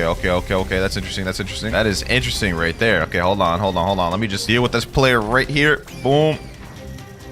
Let me get him. There we go. Oh my god, a kid today? Oh, brother. I can't even just farm bosses anymore, boys. There we go. Boom. What the heck is going on here? Bro's using dragon? Oh, nah. I'm about to put an end to this. Whole thing, bro. Hold up. Boom. Last but not least, took care of that dragon user. Sheesh. Now I gotta take care of this kitsune, bro. There you go. Got the kitsune there. Now we can just focus on the bosses. I really had no reason to do that, but it was just annoying me how they kept hitting me with their moves, bro. Let's go ahead and just take care of Darkbeard here. Boom. And last but not least, there we go. We got 127,000 for killing him. Yo, that's fire. All right, with that boss out the way, let's go back to Haunted Ship and continue the farm. 14 hours, 30 minutes, 56 seconds left. We have enough time for one more run. Here we go. Last run here. Let's go ahead and get all the chests. This method actually ended up being quite a bit better than I initially thought it would be, especially with us getting a Fist of Darkness. That really helped us out. We got like 150k from that one boss. Here we go. Last chest right over here. There we go. 30 minutes are now up, and we got to 11.7 million money for the 30 minutes. So that puts this method at about 1 million per 30 minutes, 2 million per hour. Literally 10 times better than the other one, because I spent like 6 hours for the other one and only got 600k. Still though, with only 14 hours, 29 minutes remaining on the clock, this method is not going to be good enough. We got to get something better. Money farm if you just went to second sea. Looks like he's in the Kingdom of Rose right now. Is this going to be the hidden chest area thing? If so, I don't think this method is as good, but we're obviously here to test him out. Yep, looks like he's going to do the hidden wall thing. There's a hidden wall there that can be broken, and I think there's like 3 or 4 chests in there. I think these will give the same amount as the ones in Haunted Ship. They're gold chests. If so, this method's automatically worse, but I mean, it could be quicker though. Let's just test it out. All right, let's go spawn in. Boom. We spawned right over here, so that's actually pretty close to the spawn point. Break this wall, and wow. There's just no chest here. I guess this is not such of a hidden secret after all. Let's see. Is there a chest in here? No, that's 2 servers in a row there wasn't a chest. 3rd time's the charm. Let's try it one more time. There we go. Wall. Let's break it. There we go. We have chests. 2.8k from that one, 2.6k from that one, and 2.6k from that one. That means we get less than 8k per run, and it took us 3 tries just to even get the 1 run done. So I'm not gonna lie, I'm not gonna waste any time on this. Curse ship method is just 10 times better. So far, our 2 most effective methods have been either the curse ship method and by far the Vice Admiral method. But trust me, even both of those methods combined are still not better than the final method of the video. This next one's gonna be 2 methods from the same guy. Did you know that this farming method literally lets you get 5 million belly per hour? 5 million belly per hour? Okay, this is what I need. This is what I need, boys. Bounty hunting. So all bounty you have to hunting. do is find a wanted poster of somebody that you want to hunt, and you just click on the poster. Then you probably want to have some PvP-based food, probably like the awakened ghost food or the leopard. Wait, you can get money for bounty hunting? I didn't even know that. What the heck? But remember, this depends on how huge that player's bounty was. And the max bounties that pirates can have in the game is 30 million. You know what, boys? I think we just found a good method. So I did some research, and it turns out you have to be on the Marine side in order to accept wanted poster bounty. So we've got to hop on Marine. Now that we're on Marine, let's go ahead and look at the cafe. Here we got the wanted posters over here. What the hell is that avatar? Dead or alive, Jar Man Gunnels S8. Oh, we gotta accept this bounty. Click. There we go right here. Defeat Jar Man and Gunnels 8. Let's see, where is he at? Hopefully he's out in the safe zone, and that man is not outside the safe zone. In fact, he is right here. I'm Alex 2K 50,000 for that. All right, say less. For this one, I'm gonna equip Shark Anchor and Portal. That way we have the quickest bounty hunting build possible. Let's also equip Pale Scarf. Here he is right here, boys. Here he is right here. I'm sorry, Alex. Player died recently. You can't attack them yet. Oh my gosh, boys. Why is the one poster even there if his bounty is off? Next one poster we have Spellsnika. There he is over there on Skull Island. What's good, Spellsnika? What's good? He ain't gonna know what hit you, bro. He was not about to know what hit you. Boom. All right, armor breaker. Boom. Get in with these. We actually successfully got a target, boys. We got successfully a target, and you're not running away. Not while I'm on my main build, huh? Matter of fact, come in my dimensional rift, making sure you ain't getting away today. Boom. Get him there. End it off with this. Ooh, we got 100,000 from that because 2 times money. PPL 1679. Oh, he's right here. We didn't even have to go far for this one. And his PvP's off. PvP, please. You're max level. You can do it. Chill. If you beat me, I'll give you a mythical fruit. Wait a minute. Aren't you a YouTuber? Yeah, I am. And you'll find out when you see this video why I wanted to kill you. It's this a vid? Yes, sir. Okay, then say less. Hey, man, that's one way to get him. Which technically I'm not lying, but now that he's here, let the fighting commence. All right, boom. There we go. Boom, boom, boom. Let's make this quick. Uh-oh. No. This is not good. This is not good. Now that we have another dude in here, I suppose it's good for me to tell y'all that if somebody else kills your target while you're in the middle of hunting them, you can no longer get the bounty poster because, well, they would have already died. So we have to be quick and get him right now. Trying to run, huh? Sorry, I can't let that happen because I need this bounty. Thank you for the 100K. This is actually not bad. We're already at 12 million money.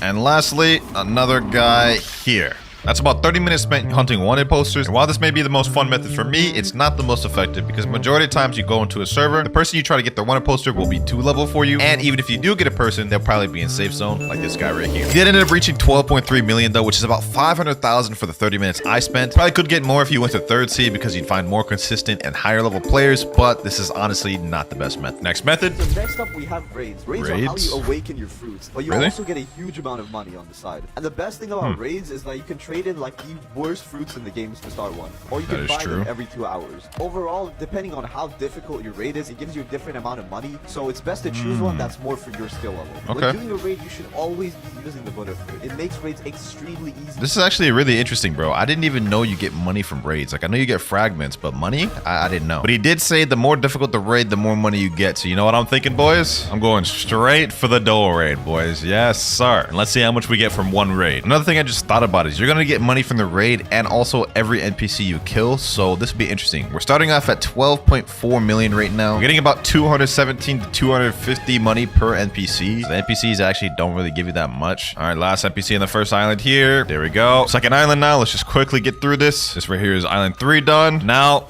final island available. In order to actually find out if this is an effective method, we kind of do have to test more than one raid because he said the harder the raid, the more money you get. We're about to find out if that's really true after all. All right, all we got is the boss left, boys. The final showdown. 1 and 1 and 1 and 1 and 1. There we go, boys. 3, 2, and boss is done. Oh, we got 100,000 for defeating him. Wait, that's it?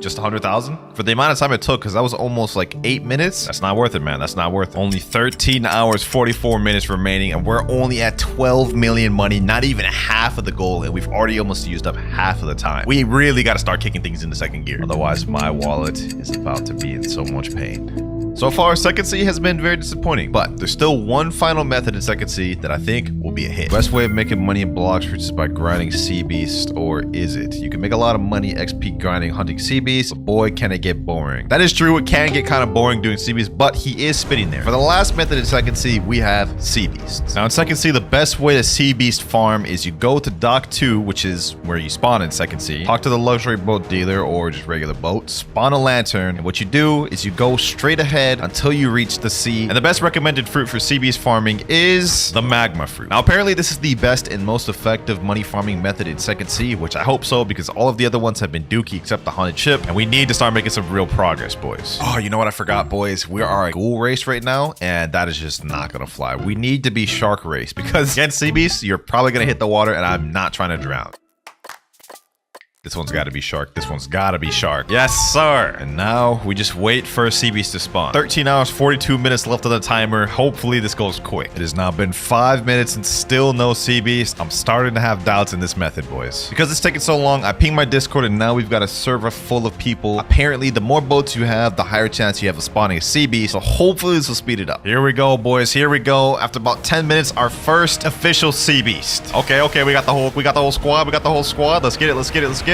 Boom, boom, Oh, 419,000 from that. That is actually not bad. After almost 30 minutes of waiting, we finally got another sea beast. Here we go, boys. Here we go. So far, I'm not gonna lie, this method isn't exactly the most worth it because it just takes like 20 minutes per sea beast. This is not that good. And sea beast down. Oh, I got a Fist of Darkness. So we got 400,000 from that. Now we're about to get 150,000 from Darkbeard.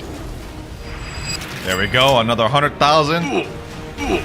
All right, boys, we got another sea beast. It's gonna be the last one I farm in second sea. There we go, 424,000, and we're now at 20.5 million, almost a quarter of the way to 100 mil. Sea beast farming is definitely the best method in second sea. We started off with 12 or 13 million and ended up getting to 20 million. However, we've already used up half of our time, so it's time to move on to the best methods of the video in the third sea. How to farm money or mastery. All right, let's see what he's got. 556 billion. Oh, nah, we gotta see this method, boys. We gotta see this method. First, need Buddha. Second, need Cyborg. Then we need Chocolate Land. Oh, he's gonna be farming the NPCs at Chocolate Land with Cyborg. Does he accept the quest as well, or does he just go around just packing them up? Looks like he's just gathering them up. You get 2,500 per NPC. That is actually really good. Let's see if this method is really good. All right, let's gather up all these NPCs. All right, let me see how much I get per NPC. 2,400, 2,700, 2,500. This actually looks like this may not be bad, boys. Hold up. Our meter is about half charged right now. As soon as we get this full, it's about to start going like hella quick. All right, there we go. We're done. Oh yeah, this is about to be a breeze.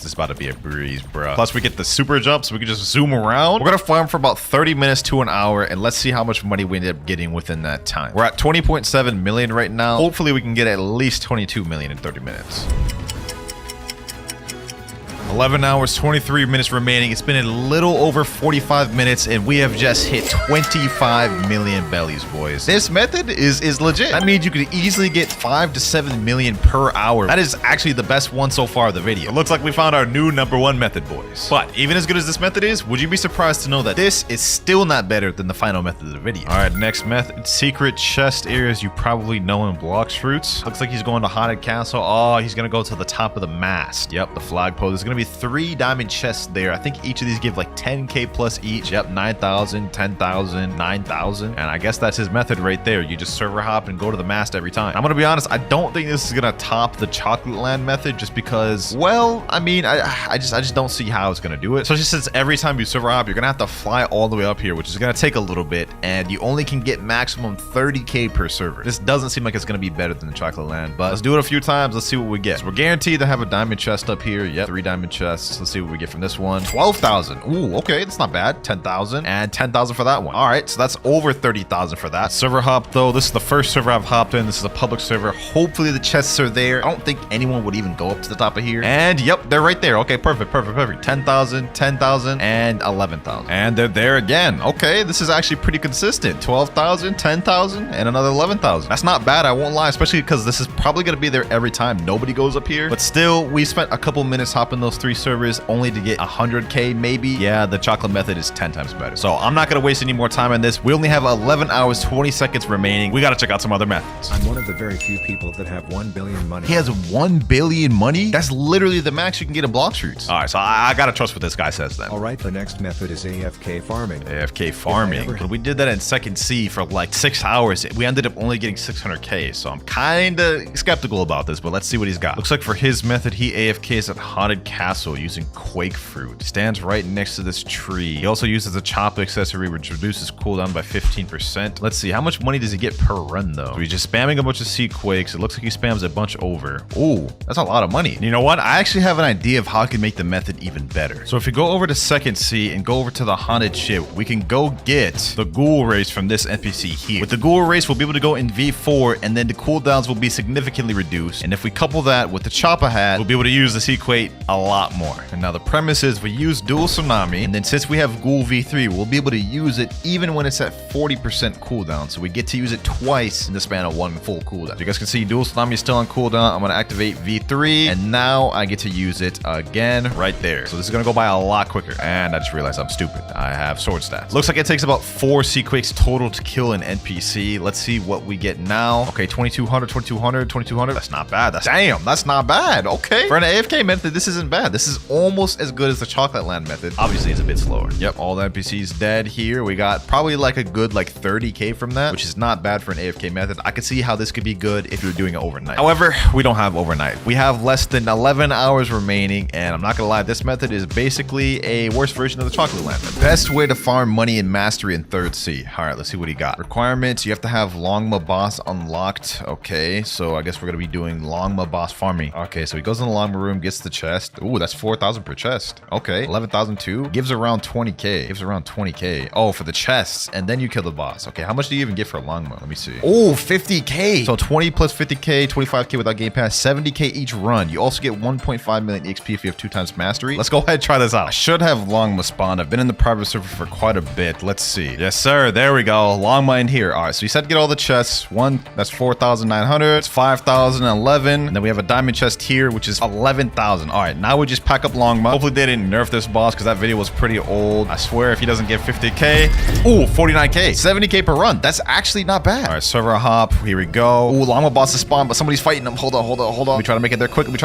Please. No, he just killed him just as I showed up. No, bro. Oh, we can still get the chests here. Let me just see. Just so this run is not a complete waste. We can still get about 20k from all these chests total. There we go. Server number 3. That looks like llama's actually spawned in there. Okay. Pretty consistent. Although this does seem like a pretty competitive boss because a lot of people are trying to fight Longma. It is, you know what I'm saying, a sought after boss to grind mastery. And most people need it just to even get Cursed Dual Katana. All right, boom, there we go. 59k that time. Oh, so you have a chance to get even higher. All right. So we got over 80k this run.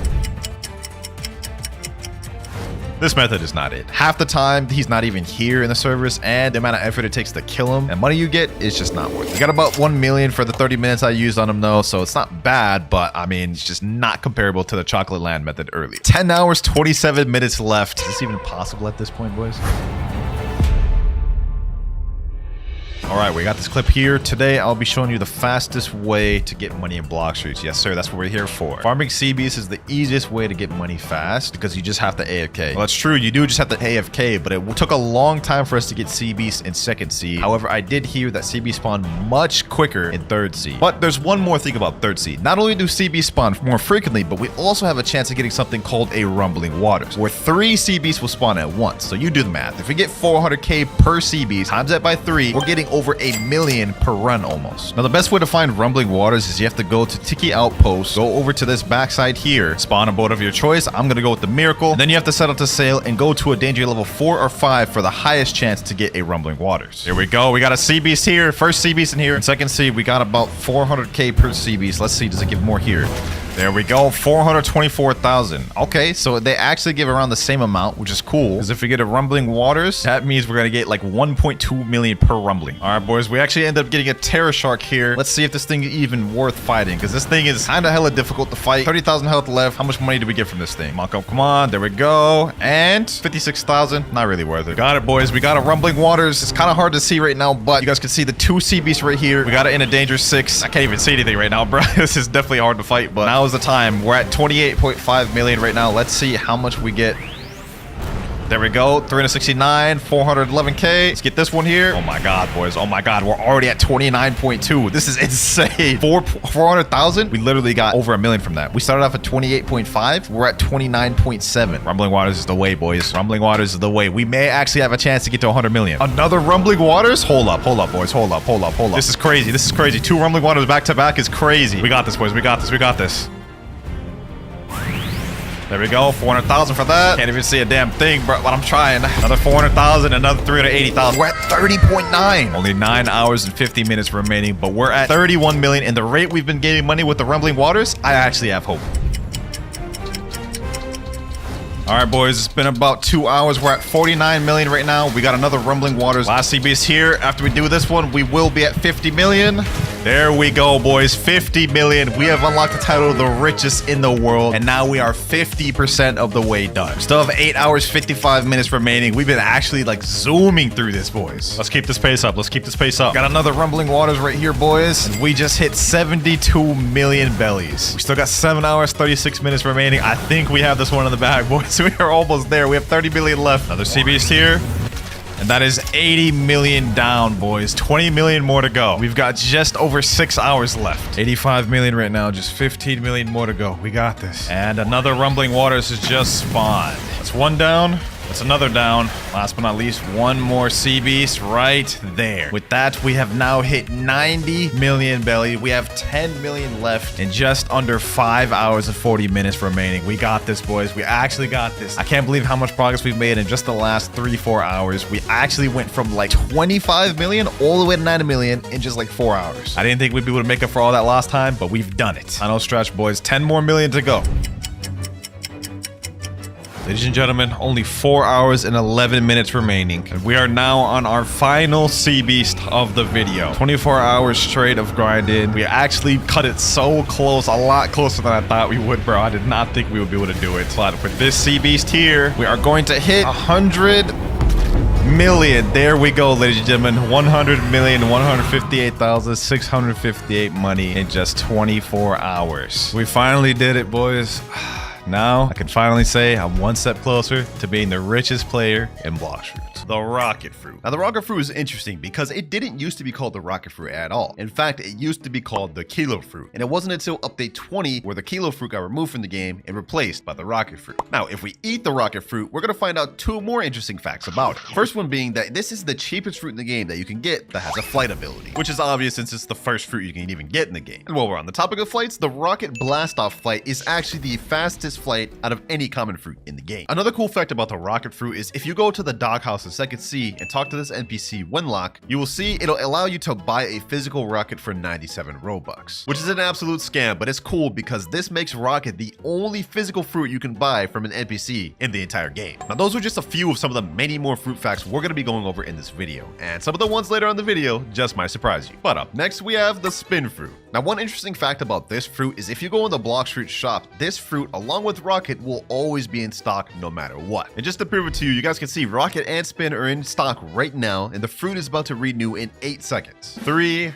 2, 1, and renew. And if we refresh the Blox Fruits dealer, you can see they're both still in stock. Another interesting fact about the spin fruit is in update 20, it actually got a revamp, making the moves look a lot better visually and some of the moves even better. But if you teleport to the Great Tree in 3rd Sea and go over to these rear admirals, you will see they use the old unreworked version of spin. All you have to do is go a little bit of distance from them and you'll see they'll use the spin move, just like that. That is how the spin cyclone used to look. Now, our next facts is about the chop fruit. Now, when you eat the chop fruit, we all know that it allows you to be immune to sword damage. You guys can see I'm dodging these swords as if I were a Logia. And even more interesting, chop fruit still can't be hit by swords even if they have armament hockey, unlike elementals that can be hit while they have armament. But despite chop being immune to swords, this does not work on bosses. As you have to see here, we are taking massive damage from this boss. So don't think the chop's gonna make you immune to bosses. Another interesting fact about the chop fruit is that it is the only fruit other than rocket to have a flight move be its ultimate. And it takes 80 mastery to unlock the flight, making it the 2nd highest mastery flight requirement move in the game. And now we move on to this fruit. And there's not really much interesting about this fruit other than it can go faster than light. Now, if you eat the spring fruit, you can see we have a move called Spring Leap. And on its own, this move doesn't give you much mobility. What makes it interesting though is it can bounce off objects and in the right scenarios, bounce infinitely. For in the case of this bridge, you guys can see if you angle it right on this bottom wall, Spring Leap will propel you as much as we have walls to propel off of. And the time it takes me to get through this bridge is actually faster than a light fruit could get through there. So yeah, in the right scenario, Spring is actually one of the fastest fruits in the game. Now, the next facts are about none other than the bomb fruit. Now, the interesting thing about the bomb fruit is that this fruit has been in the game since it came out in update 1. And on top of that, it also used to be the worst fruit in the game. Nowadays, we recognize fruits like rocket, spin, chop, and spring as the worst, but these didn't used to exist at all in update 1, and it used to be the bomb fruit at bottom. And speaking of fruits that have been in the game since it released, we have next up the smoke fruit. This also released in update 1 alongside Brom. But unlike bomb, smoke was considered not that bad of a fruit back then. Another interesting fact about smoke is it is the lowest value elemental you can get your hands on in the game, being only valued at 100,000 belly. This fruit is one of 2 of the only elemental fruits in the game that doesn't have an awakening. And we'll get into more of the other fruit later, but for now, we're moving on to the spike fruit. Now, there's not really anything interesting about this fruit in particular, other than that it's known as the Walmart version of dough fruit, because if you eat it, you guys can see it shares somewhat of a similarity to dough abilities, specifically with the spiky ball. And the only other interesting fact I can find is that back in update 17.3, Spike used to only have 2 moves, which were Z, Rush, and X spiky ball. So despite how bad Spike is right now, there were times where this used to be even worse. That was the end of the common rarity. Now we're moving up to the uncommon rarity, starting with Flame. And there are a few interesting facts about the Flame fruit, like how this was the first fruit in the game to receive an awakening. Back in update 11, which released on July 10th, 2020, Flame, Ice, and Quake all got an awakenings, making these 3 the first ones of the game. Flame fruit is also only valued at 250,000 belly, which makes this the cheapest fruit with awakening that you can obtain in the game. Another thing about the flame fruit that's interesting is if you eat it and walk on lava, this doesn't grant you any immunity to lava, despite the fact being made of fire. Kind of interesting. But you know what's not interesting? This fruit right here, the falcon fruit. Now with the falcon fruit, many may not know this, but activating plumage actually increases your double jump height. For example, if I deactivate the wings and jump, you guys can see I only go this high on this doorway. Reactivate the wings though, double jump, you guys can see I go significantly further. Another cool fact is that if you activate the wings and switch over to another fruit while permanent, the wings will stay there, which is kind of a boring fact, but it's there. Now the value of the falcon fruit is also only 300,000 belly, which makes this effectively the first and cheapest beast fruit you can get in the game. Ice fruit next, which is kind of fitting because we are next to igloos. Now one cool fact about the ice fruit is it actually has the shortest letter name out of any fruit in the game, ice only being 3, whereas every other fruit in the game has more than 3, 4 being minimum. Another cool thing about the ice fruit is this ice trident right here doesn't get coated fully when you activate hockey. It only gets highlighted by the color of your hockey. This is a unique feature as every weapon in the game gets coated fully depending on if you're using hockey or not.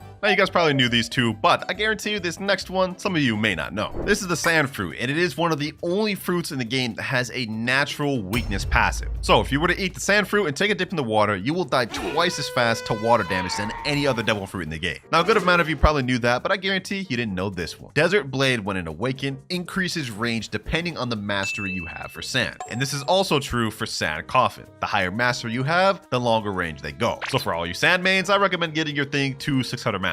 Now these next facts, we're going to be going over the Dark fruit. Dark has 5 different moves, one of them being called Ghastly Step, which is actually a teleportation flash step-like ability. The only interesting thing about this though is the maximum range of this ability is less than a flash step significantly. This is the maximum range of Ghastly Step. You guys can see we didn't go that far. However, if we start from the same distance, you guys can see we can flash step much further. It's a bit of a trade-off, however, because even though the distance doesn't go that far, you can use it in the air. Another cool fact about this fruit is it gives you Logia dodges in the game, despite the fact that the user Blackbeard in the anime specifically has no Logia dodges. In fact, he takes double damage to physical attacks. Most likely they did that to copyright, which I respect, but moving on to the next one, we have the diamond fruit. Now there is only one really interesting fact about this fruit in the game, and it's pretty obvious. This move down here, Solar Flare, is the only move in the entire game of Blox fruits that blinds players for several seconds. And that's it. There's nothing else unique or interesting about diamond. Now you remember how earlier we talked about how Flame was the first batch of fruits to get an awakening in Blox fruits? Well, the light fruit was actually the second batch. In update 12, which was a Halloween update, and the update after Flame got added, we also got the Light Awakening, paired up with the Dark Fruit, making the Light Fruit one of the earliest fruits in the game to get an awakening. Another interesting but weird fact about the Light Fruit is if you do a friendly 1v1, for example, like at the Coliseum, and lose that friendly 1v1, for some reason, the Light Spear will just disappear. You guys can see Light is tabbed in right now, but the spear just doesn't show up.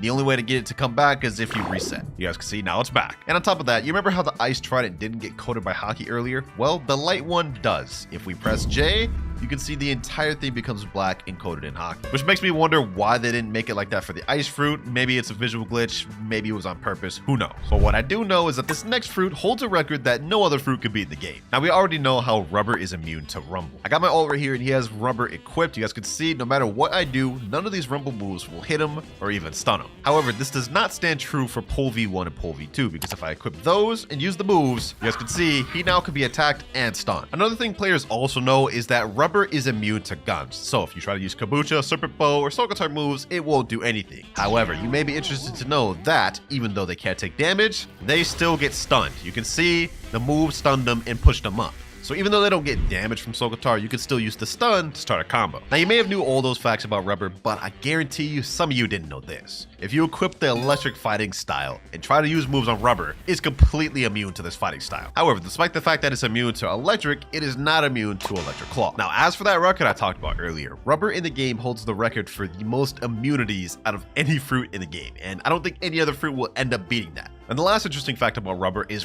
the only fruit in the game to have an M1 before you even have any moves at all. You guys can see my mastery is only 1 mastery on rubber. We have no moves, but we have an M1. It's the only fruit to be able to do that. We actually had a lot of facts with the rubber fruit, but I'll tell you what, this next one doesn't. The barrier fruit. Nothing really interesting about this fruit. I couldn't even find any interesting or unique facts about it other than one. Barrier wall doesn't block any moves whatsoever. So if we throw that move out, walk up to it like this, go on my alt account and throw a move out, you guys can see we still get hit by the move. The wall doesn't do anything. Moves just go straight through it. Now, unlike barrier, the ghost fruit actually has some interesting facts. For starters, this didn't used to be called the ghost fruit at all. In fact, a few updates ago, this used to be called the revived fruit. This fruit completely replaced the revived fruit, though getting a brand new rework, completely new movesets, and even a change in rarity. The ghost fruit we know now is worth 940,000 belly. It is in the rare category. However, the old revived fruit used to be 550,000 belly and used to be an uncommon, which actually makes this one of the very few fruits in the game to actually get a rarity increase. Next up though, we have the magma fruit. This fruit holds the title for highest damage dealing fruit in the game. However, what if I told you that that wasn't true and that a fruit exists that deals even more damage than the magma fruit, which we'll get more into later, but we still have some more interesting facts about the magma fruit. One of which being that the flight move of magma beast ride can't actually be interrupted. And just to prove this to you guys, I'm gonna go attack this boss right here, get him aggro to me, then I'm gonna activate beast ride, and any amount of damage this guy does to me will not deactivate my beast ride.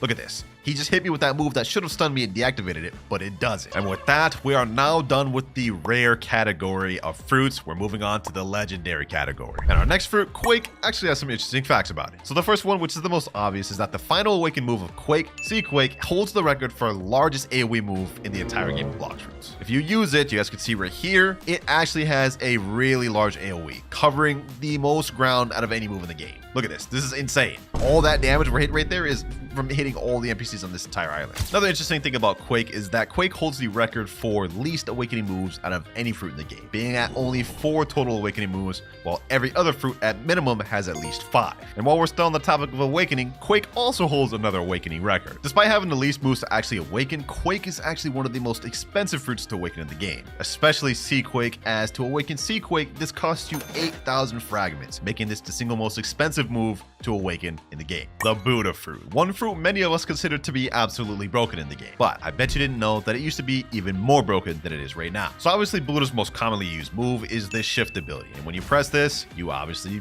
become a big Buddha, increasing your hitbox and damage for swords and M1s. But I bet you didn't know that shift many updates ago used to do an extra feature. According to the wiki here, this fruit used to grant the user twice their HP during transformation. So for those of you that think the Buddha fruit broken now, imagine having to deal with a Buddha that has 26,000 HP. I would not want to be playing during those days. Another interesting fact about Buddha is if you hold out a fruit while in transform state and start jumping, you will actually get a speed boost. I don't know why it does this, but if you go fast enough, that game's anti-cheat starts kicking in and pushes you back. So be careful with that glitch, you might get banned. Now that we're done with Buddha, next up we have the love fruit. And there's not really that many interesting facts about this one, other than it is the only fruit to allow you to summon someone from your friends list. And of course, I'm talking about the best of friendo move. Obviously, if you use it, it'll summon some random person from your friends list. Like this guy right here, this avatar, this is someone from my friends list. Now, many may think the Ghost Ultimate Ghostbusters does the same thing, but in fact, it's not. With Ghostbusters, you summon 2 of you. So you automatically summon 2 of the same people of you, whereas best of friendo summons someone random from your friends list. And the last really interesting thing about love is that Cupid Zone attack has infinite range. And just to show y'all, this to demonstrate you guys, I'm gonna go a really far distance away from this NPC. You guys can see right here, no move would have been able to really hit from this distance. However, if I fully charge Cupid Zone, throw it over there, you guys can see it completely goes over that area, and I even got damage hit markers on it. And that was just one example. You could really take this extreme and go really far, but the only thing is you have to have good aim for that. But the last interesting fact about the love fruit is that the flamingo ride is the only flight in the game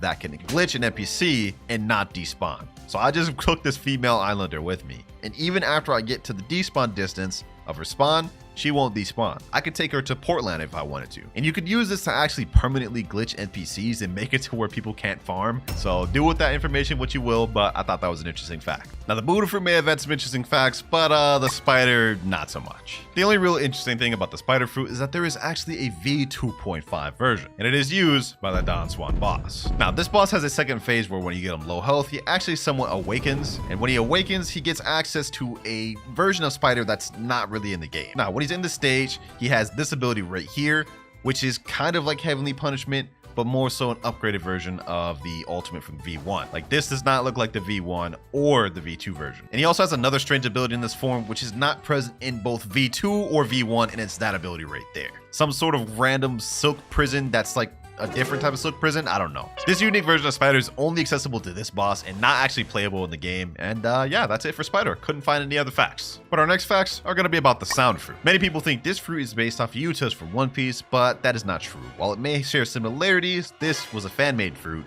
and not based on any particular fruit in One Piece. Another interesting fact about this fruit is this is the only fruit in the game that has a flight that can give buffs to nearby players. So if we charge our temperamental full by using Prestissimo, we can see now we get a speed boost, and this will also affect nearby allies, giving them a speed boost. And our last interesting fact about the sound fruit is it has the most mastery requiring flight move in the entire game, being at 175 mastery. Yeah, Prestissimo takes quite a bit of mastery to unlock. Enough about the sound fruit though, because next up we have the Phoenix fruit. Now the Phoenix fruit actually has some weird facts about it, and one of them being that the unawakened version of the healing move, Regeneration Flame, actually heals more than the awakened version. This is why you commonly see most people who even use Phoenix use the unawakened over the awakened version. And the second interesting fact about it is Phoenix is the only fruit in the game that requires a mastery in order to awaken it. And in case you don't believe me, just a quick check at the wiki shows you that in order to awaken it, you need to obtain 400 mastery on the Phoenix fruit, something that no other fruits in the game require to awaken. Now the Phoenix fruit didn't have that many interesting facts, but I think you'll like these next ones, which has to do with the portal fruit. Now similar to the ghost fruit, portal didn't used to be in the game at all. This used to be the door fruit. The moves used to look completely different, and it used to be in a completely different rarity as well. The portal fruit we know and love now is worth 1.9 million belly, and it is a legendary rarity. However, the door fruit used to be only a rare rarity and used to be valued at 950,000 belly, making portal the second fruit in Blox Fruit's history to get bumped up a rarity, while also getting its value increased by almost double. Portal is also one of the most sought after fruits to have in a game due to its world warp ability, allowing you to teleport anywhere you want in all islands. And because of this, it's often severely overpaid, whether you have the physical version or even the permanent version. Now all these facts have been interesting so far, and I hope some of these you didn't know about. But trust me, the last one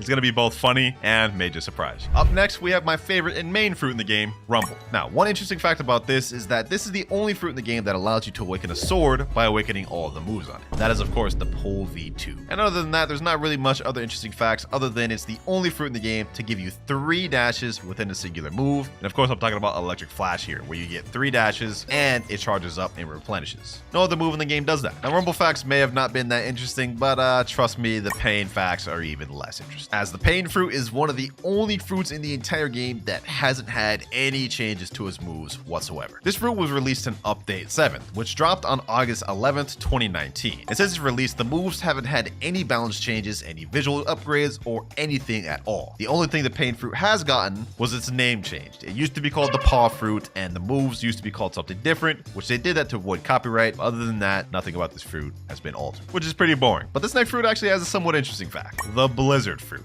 and I'm willing to bet a good amount of you did not notice this. So if you eat the blizzard fruit and master out all the moves, you'll notice the flight is called tornado flight, which if you eat the sand fruit and awaken the sand fruit, you'll notice that shares the same name as the sand awaken. See, tornado flight here and tornado flight for blizzard. I guess the devs couldn't come up with a different name. And now with blizzard out the way, we are moving on to the final category of fruits in the game, the mythical category. And this is where it gets most interesting if you ask me. Starting with the gravity fruit. Now I'm sure a lot of you didn't know this because not many people use gravity, but the ultimate of gravity is called meteor rain. And when you use this, as the name implies, you're able to summon meteors from the sky and aim where they go. But before update 17.3, you didn't used to be able to do that, because before they reworked it, meteor rain couldn't be aimed and the meteors used to hit randomly. I'm willing to bet a lot of you didn't know about that, and probably for good reason, because imagine like you're using this ultimate and can't control where meteors went. Like, that just made no sense. But next up, we got the mammoth fruit. Now for this one, I bet some of y'all didn't know this, but when you're in transformation, your moves deal 10% more damage. So if we use ancient cutters right here, we can see this move deals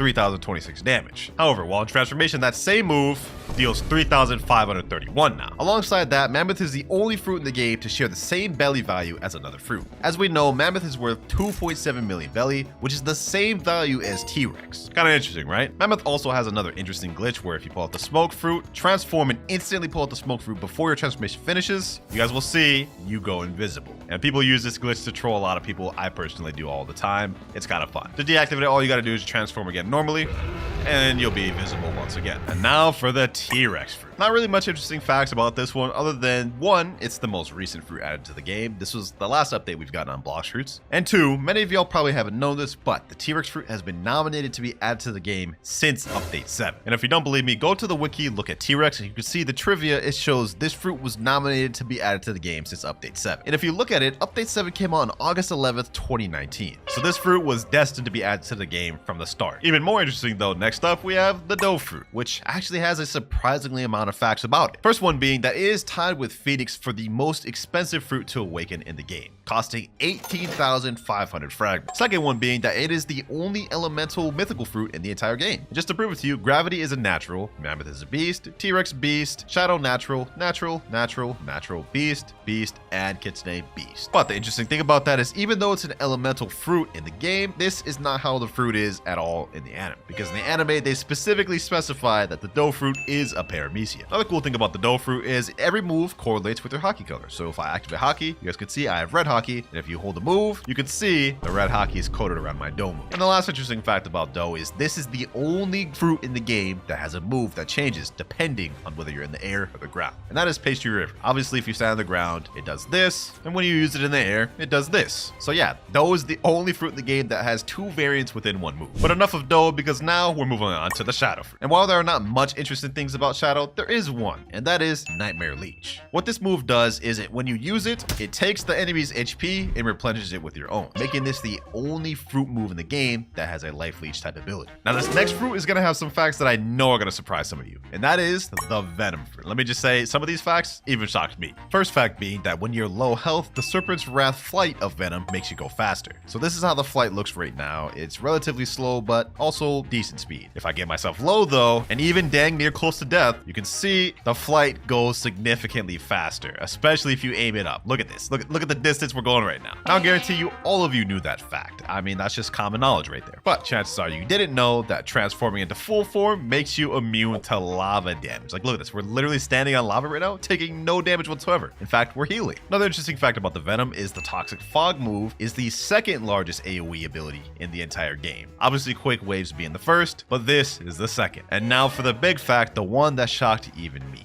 Venom has the highest damage dealing move in the entire game. Now you remember earlier when I talked about how Magma wasn't in first place, but actually second place. Well, I'm about to prove it to you. You guys can see we have fruit stats here, and if we use Volcanic Storm, which is the highest damage dealing move on Magma on my ult right here, we can see that this move total deals 10,943 damage. Now obviously you can get a little bit more damage depending on how you aim it and if all of the little Magma moves hit on time, but I think max it deals like 12 to 13,000. However, if we switch over to Venom, transform, then use Toxic Fog, we can see that Venom deals, okay, we're going up, 7,000, 8,000, 9,000, 10,000, 11,861. I know, man. It's honestly surprising how much more damage Venom deals than Magma. And that's not even it. If you fully charge Noxus Shot and use Noxus Shot, you can see the total damage of Noxus Shot is still even more than the Magma Ultimate. Look at that, 10,000, 11,000, 12,000, 13,916 in full form. Venom damage on top, man. I guarantee some of you didn't know that.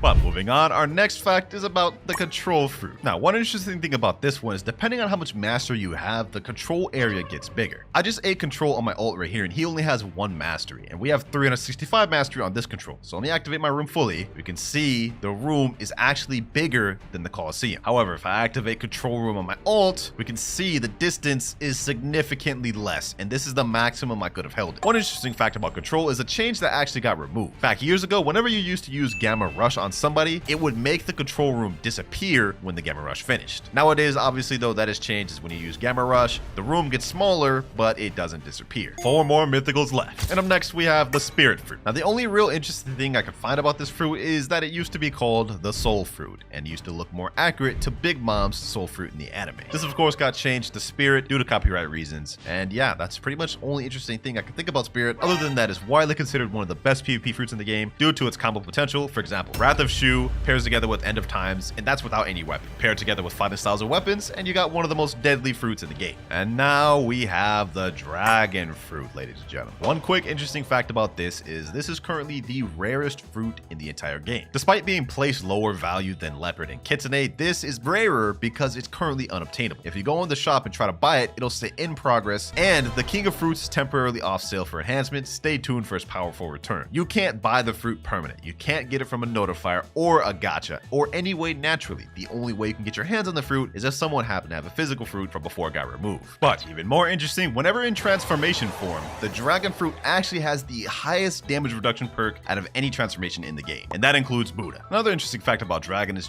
the only fruit in the entire game that can change colors based on when you transform. And that obviously depends on the master you have for the fruit, but as you guys can see, these rings right here determine the color that your dragon can go to, making this the only fruit in the game to be able to do that. Like you guys can see right now, I'm blue, but if I detransform or use some of my moves, now I'm purple. Now for the second to last fruit in the game, we have the Leopard Fruit. Added in Update 17 Part 3, the Leopard Fruit is one of the strongest fruits in the game, and obviously with that comes some interesting facts. First one being, after using the After Image Assault move while in transformation, you gain a little bit of a speed boost. You guys can see we have this fire ore around us, and now we go, I think, like 25 to 50% faster shortly. Another interesting fact that people don't know, upon transformation, there is actually a hitbox that does a little bit of stun and knockback. You guys can see there, we dealt 2,543 damage just for transforming. And those two were probably the most interesting facts I could find about Leopard. Kind of boring, but trust me, this last one is gonna be funny, because now we're moving on to the final fruit of the video, Kitsune. Now, many people believe that the Kitsune fruit in Blox fruits is based off of Yamato's fruit from One Piece, but this couldn't be further from the truth, because if you look at the wiki, you can see that this fruit is the second fan-made fruit ever added to the game, with the first one being Sound, and the original concept was made by a guy named Kuzuru K on Twitter, and it only got added to the game because it won an art contest, which I'm sure many of you knew, but I guarantee a lot of you didn't know this last fact. So obviously, whenever you transform a Kitsune, you have something called tails, and obviously the more damage you deal, the more tails you get. And once you get the 3 tails, you can see now we are able to transform. Now we all know this is just how Kitsune works, right? But I bet you didn't know that under the Kitsune seat, there's actually something sus under there. If you look under the seat and angle your camera like this, you will see there is an Among Us character under the Kitsune seat. I have no idea why the devs added this in here, but that's an interesting fact about Kitsune that I bet many of you didn't know. And for mythical trick number 1, if you get 3 people to go around the gacha and say /Cloud's Luck V5, you will roll a mythic. All right, that's easy enough. I've already got 3 people right here lined up. My boys, look at them lined up. All right, let's do this. Cloud's Luck V5, Cloud's Luck V5, Cloud's Luck V5. All right, let's see if this works. We've activated the Cloud's Luck V5 luck. Will we get a good fruit? 3, 2, 1, and...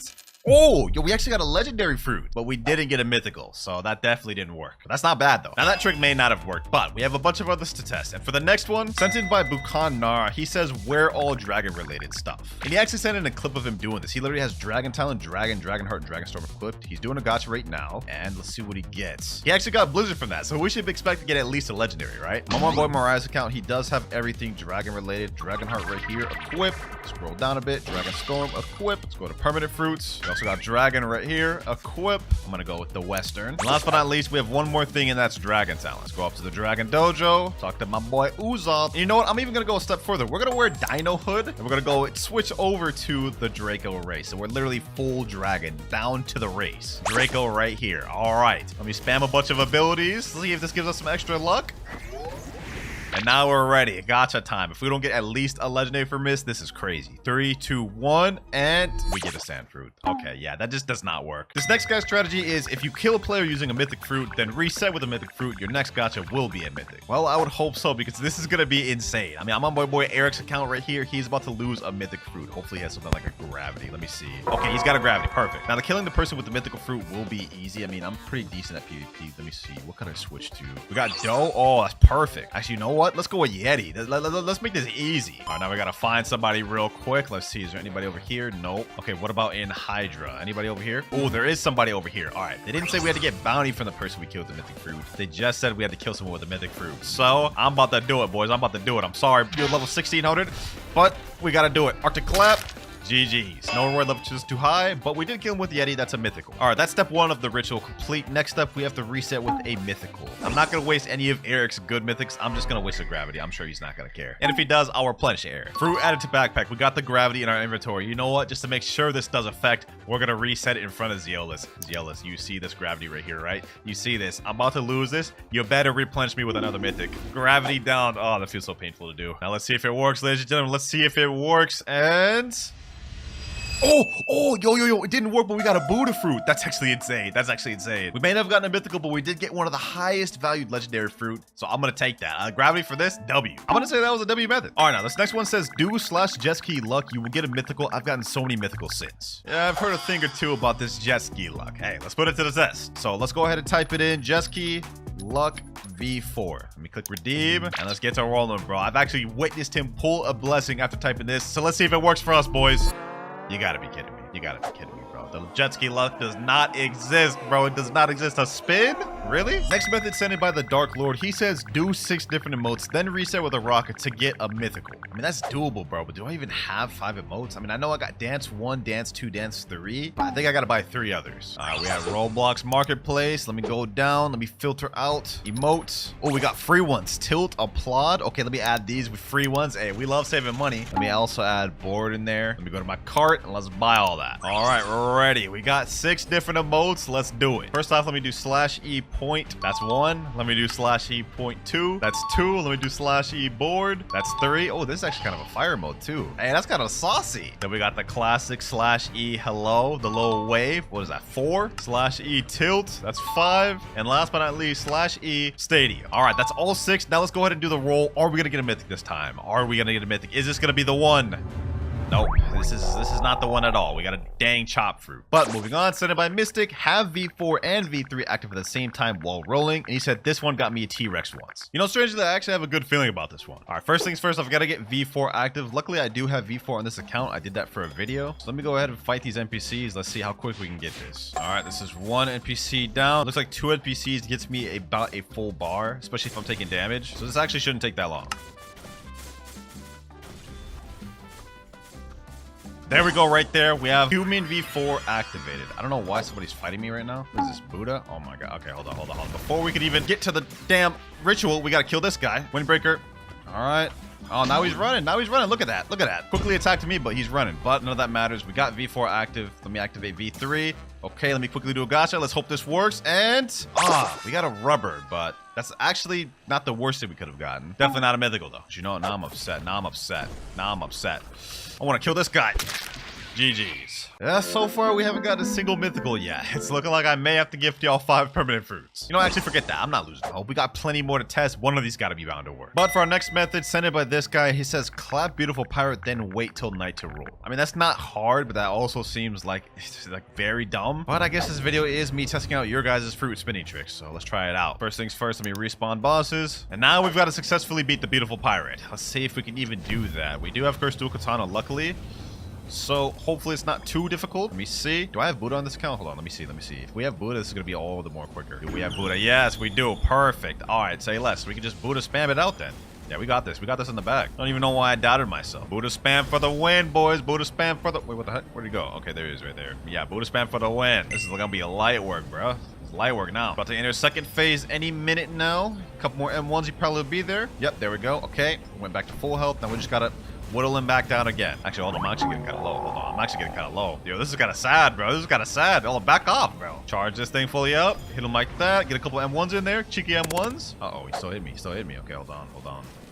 Back up. Back up, my boy. Back up. Get him there. Boom. Get him there. Slayer of Goliath. Got him right where I want him. And boom. Finish that off there. Okay, now we've clapped beautiful pirate. We've got to wait till nighttime. Let me see. How long is it till nighttime? Oh, sun's already almost down. It took me like literally the entire day. Let's hope it works. And it is officially nighttime. All right, perfect. We waited till nighttime. Now it's time to do the gacha. Will this be the first mythical fruit roll of the video? And wow.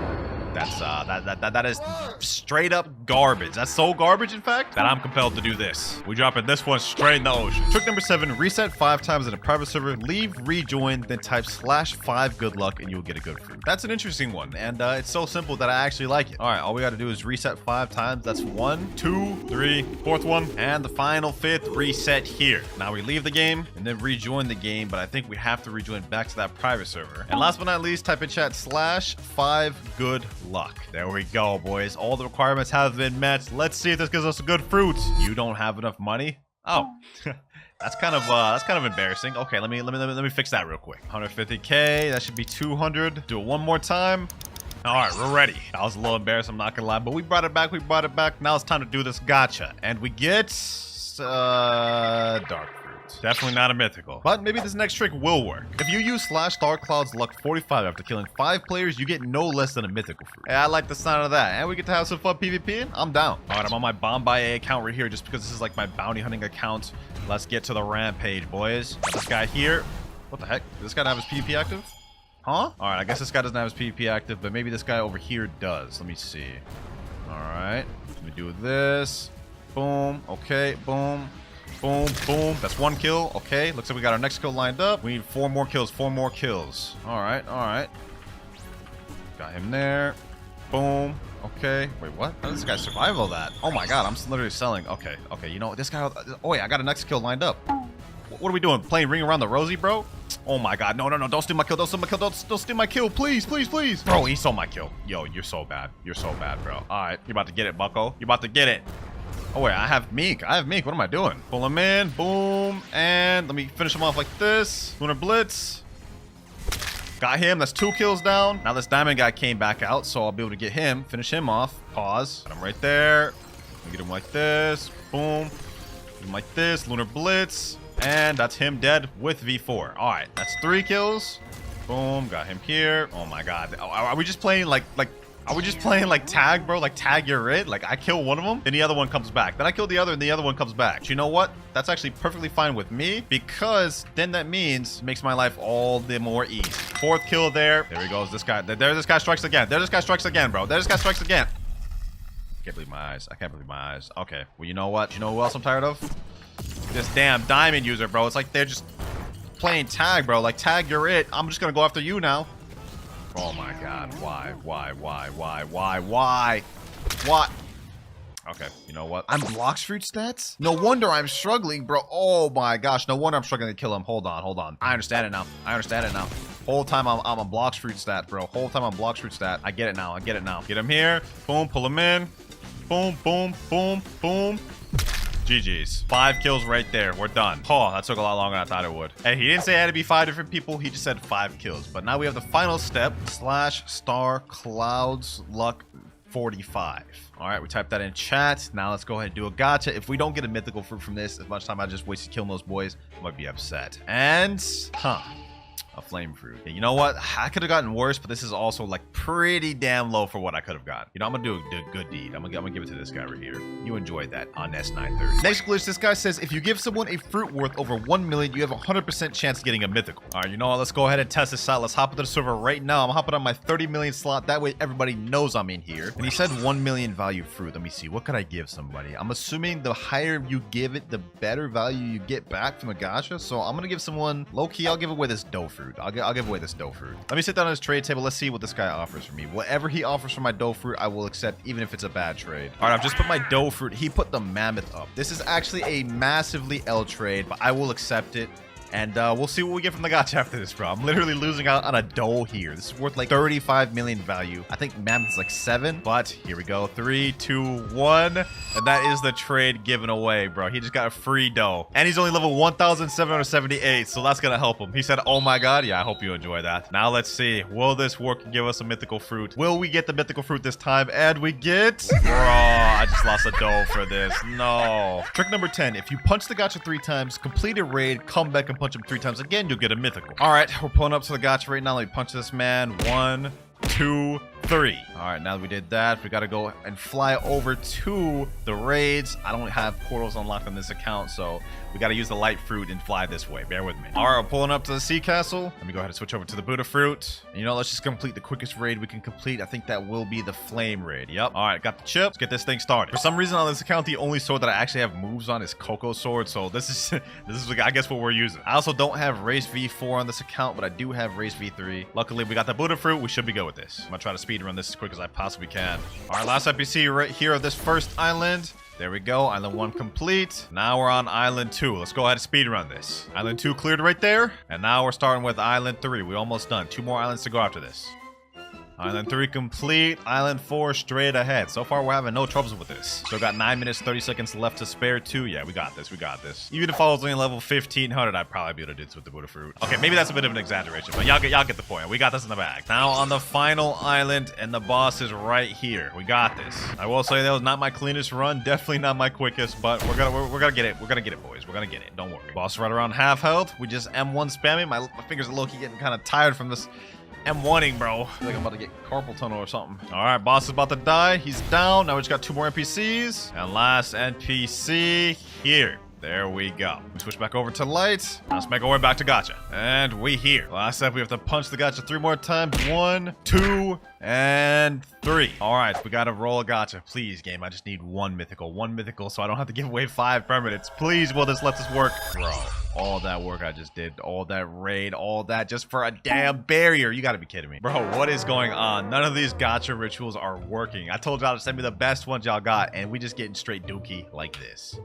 What the heck? That man just stole my thing quick as hell. Anyways, moving on to our next trick. This guy says if you trade a fruit away, you will roll it back. Example, I traded my Buddha. I got Buddha and gacha. Interesting. So say, for example, I were to trade someone my shadow I got here. I should pull a shadow from the gacha, making this a true 100% mythical glitch. Let's try it out. All right, we're on a new server right now. I'm just going to try to trade this as quick as possible. Let me just sit down at a trade table. I'm not even going to try to look for a good trade, so we're definitely about to get scammed here, but is there anyone that could trade me? Bro Haven, will you hop on this trade table? Please, bro, please. Someone hop on this trade table, man. Someone hop on this trade. Yep.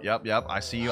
You're active. Come on, bro. Go ahead, trade with me. I think you'll like this offer. Let me type in chat, trade. All right, someone finally sat down. Someone named Sigma. Okay, let me put down my shadow fruit. He's putting control and dough. No, bro, just put anything. Put anything with my shadow. It doesn't have to be control or dough. Just give me something.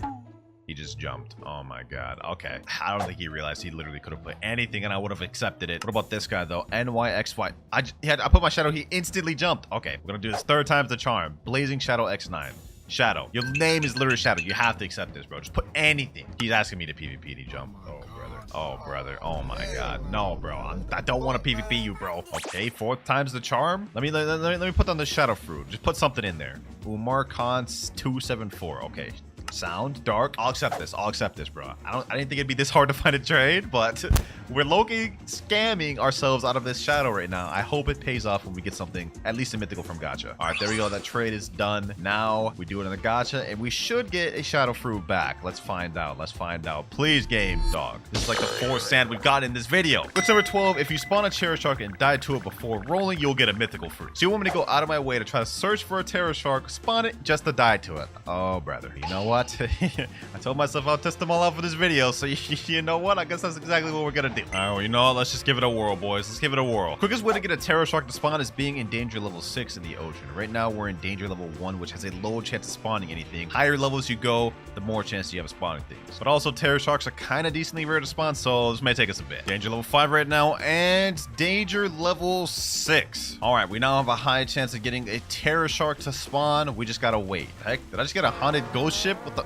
Bro, this is literally like so rare. This is rarer than getting the terror shark to spawn, and we get this like off the rip. That's crazy. All right, let's just zoom past that. Now we gotta look for a terror shark. This is gonna be cancer. I'm not gonna lie. All right, we get a sea beast. We're in rough sea now, which actually increases the chances even more. So we may get a terror shark soon. Who knows? Yes, sir. Finally, we got a terror shark. Only took us 7,900 meters. All right, now we just let this thing kill me. Go ahead, give me, Terror Shark. I'm gonna let you kill me fully. We ain't even gonna die to water damage. All right? I ain't gonna lie, you're taking too long, Terror Shark. There's 3 Terror Sharks? Look at this. Oh my health. Damn. Okay, well, I'm not gonna lie, bro. After that, we better get extra luck. I mean, that just took me 10 minutes to find that thing, and we got jumped by 3. Let me go ahead and eat the light fruit because I don't have the portal fruit on this account. We gotta fly over to the gacha. And here we are. This better be worth it, boys. We better get something good from this. Please, game. Please. Dog. This is literally the worst fruit we've gotten in the video. Yeah, that one didn't work. Up next, speak to Michael Jackson and sit in a chair. Then when you go roll, you will get a good fruit. You know what? I'll do you one better. Not only am I gonna talk to the barista, I'm going to buy a recipe from him. For example, let's see, plump purple. I'm gonna buy this for 88 Robux. We're gonna straight up buy this right now, boys. Give me that little cutscene. Give me that little cutscene. Do your thing, Michael Jackson. Yeah. Give me that purple juice. Yup. Drink that up. All right, bro. Don't ever let me make that sound effect again. Don't ever let me make that sound effect again. Let's go and check out the aura. Yeah, purple. All right, bet. Hopefully this increases our luck. Please, game. Please give me some crazy luck. Please, game. And oh my god, bro. This is so bad. This is so bad, bro. None of these things are working. At this rate, it looks like I gotta give away 5 permanent fruits. Unless this next one works. Before you spin for a fruit, pull out your best mythical, then roll a fruit. And this guy says he got Yeti. Or at least I don't gotta do anything difficult for this one, so it doesn't hurt to test. Alright, I'm on my alt account right now. Hopefully I have a mythical fruit on here to show to Zealous. Let me see. Oh, not only do we got a mythical fruit, we got a Yeti fruit to show him. Okay. This has gotta work, bro. This has gotta work. Alright, let me pull up my Yeti fruit. You see that, Zealous? You see that? The big, juicy Yeti right in front of you. Now, Zealous, give me something good or close to this. Please. I'll take even a gravity, bro. I'll take even a gravity because that is a mythic. Please, Zealous, please. Oh, yo, this is the best thing we've gotten in a while. Not a mythic, not even a high tier legendary. It is a rare, though. You know what? Not bad, but still not what we're looking for. Next glitch, if you kill every boss in the sea you're in, you're guaranteed to get a mythic. All right, that's easy enough to test out. Let's start in first sea. First up, we got Gorilla King. Dead. Next up, we got Bobby. This guy should get 1 shot. Oh, what the heck? He didn't get 1 shot? Okay, hold on. Let me back him up there. There we go. Second one down. Next up, we got the Saw boss. And yes, I did reset that Yeti for this light fruit. So we can get this done quicker. All right, Saw down. Now we got the Yeti. Quickly pack this guy up. And 1 and 1. There he goes. Now we got Mob Leader, Vice Admiral. After that, we got Saber Expert down. Now we got Chief Warden. Next up, Warden. Last boss on prison, we've got Swan. There we go. Next boss in line, Magma Admiral, and he's down. Almost done, boys. Next up, we got the Fishman Lord. About to make light work of this fish. Turn this boy into sushi. Boom, boom, boom. There we go. Oh, we also got a trident from him. Okay, not bad. 3 more bosses left. Let's keep this speed run going, boys. We got Weisberg next. Let me see if I can make quick work of this boy. Hopefully I don't get packed. Yeah, no, we got this in the bag. Yeah, I got worried there for a second, but we got it. All right, Weisberg down. We got Eminem next, and then last but not least, Cyborg Frankie. We good. Now we got Enel. Whoa, this guy's actually gonna get me low. Hold on, I gotta keep up my streak of not dying. Here we go. All right, Barrage of Light. This should kill him. Boom, stomp, back up, and 1 and 1 and 1. Light Ray, GG. And now we have the final first sea boss, Cyborg Frankie. All right, he's done. Now, if I don't get a damn mythical fruit after all this, bro, I'm cooked. Let's teleport back to home. Let's head our way over to the jungle. All right, Blox Gotcha. I need you to come through for me, please. I need you to come through for me and give me something good, please. Bro. Oh my gosh, we got a diamond fruit. He's smiling, but I'm not. Now we're moving on to the final spinning trick of the video. Giving away 3 permanent Buddhas gets you an instant mythic from the gacha. This one's gonna be painful, boys, but I've loaded up a bunch of Robux on this account. Let's just get it over with. Let's just get it over with. Permanent Buddha, 1650 Robux a pop. Let me just gift it to someone random. Let's give it to this person right here. That's 1 permanent Buddha gifted. Another person, Bonbon 13297. Second permanent Buddha gifted. Third one, let's just give it to this person named Purple Dragon. And this is about to be the 3rd permanent Buddha gifted. There we go. Oh, that was so much Robux right there. Now, this is the final spinning glitch of the video. If I don't get a mythical fruit from this, I have to give away 5 permanent fruits to 5 of you. Let's see, boys. Let's see. Does this one work? Does this one work? Can we end this off on a bang? And we get a magma fruit. No, bro, that's insane. That is so crazy. Yeah, not a single mythical fruit gained throughout this video. None of these methods work. They're all fake. And for the first myth, apparently Cyborg V3 can one-shot a boat. So to do this, I'm gonna have one of my friends summon a boat. Normally this ship has 1,200 health. Let me activate V3, and damn, that thing didn't even last at all. So it took care of that ship easy. We're gonna see if this can one-shot the biggest ship. This is the boat that has the most health in the game other than Beast Hunter, 2,500. Let's see if Cyborg V3 takes this out, and oh, This one's surviving longer, and it's still drowned. Okay, wow. So this myth is true. Cyborg V3 actually does one-shot a ship. Now that was a pretty cool myth, but for myth number 2, apparently if you use parallel escape while standing on lava, you take no damage. So now let's try it with parallel escape. Let's see if we take damage on lava, and we very much do. I am dying quick, bruh. So that myth is false. That was just not true at all. Myth number 3, the age-old question: do you get better fruits the higher sea you're in? Now to start this off, we're gonna head over to first sea, do a gacha, then we'll go to second sea, do a gacha, compare the first versus second sea, and lastly, we'll do third sea. Me personally, I think this is fake, but we're about to find out right now, boys. First sea, let's see what we get, and we got a spike fruit. Yeah, that's pretty dookie, bro. That's dookie. Now let's head back to second sea. I got my friend Jason about to do a gacha right here. Let's see what he gets. He said best fruit, spike. Damn, he got spike too. That's crazy. So far, this myth's looking false, but I guess we're about to find out on third sea. Got my boy Husky doing a gacha, and let's see what he gets. And no shot. I ain't gonna ask you to drop it, man, but that's actually kind of crazy. Blizzard for the third sea, a legendary fruit. Even though technically third sea had the best roll, I'm still gonna say this myth is false because first and second sea there was literally no difference. It's just 100% luck based. So myth false. Myth number 4, portal parallel escape can negate water damage. All right, let's activate a parallel escape. Let's go in the water. Let's see. Oh, there's no damage. The moment it ended, I started taking damage again. Nah, that's actually fire. Let's see that one more time. All right. Parallel escape. Yeah, no damage. Look at that. That's kind of crazy. Now that one surprised me, but let's see if this next one will. For myth number 5, apparently the more mastery you have, the more damage you'll deal with weapons, fighting styles, or fruits. All right, now to test this out, what I'm gonna do is I'm gonna equip one of my lower mastery weapons like hype or something. Now that we have equipped, let's go ahead and do an M1. Let's see how much damage this does. M1, 1,398. Now what I'm gonna do is I'm gonna kill a bunch of these NPCs so we can get our mastery up, and then we'll check the damage then. We're at 83 mastery right now.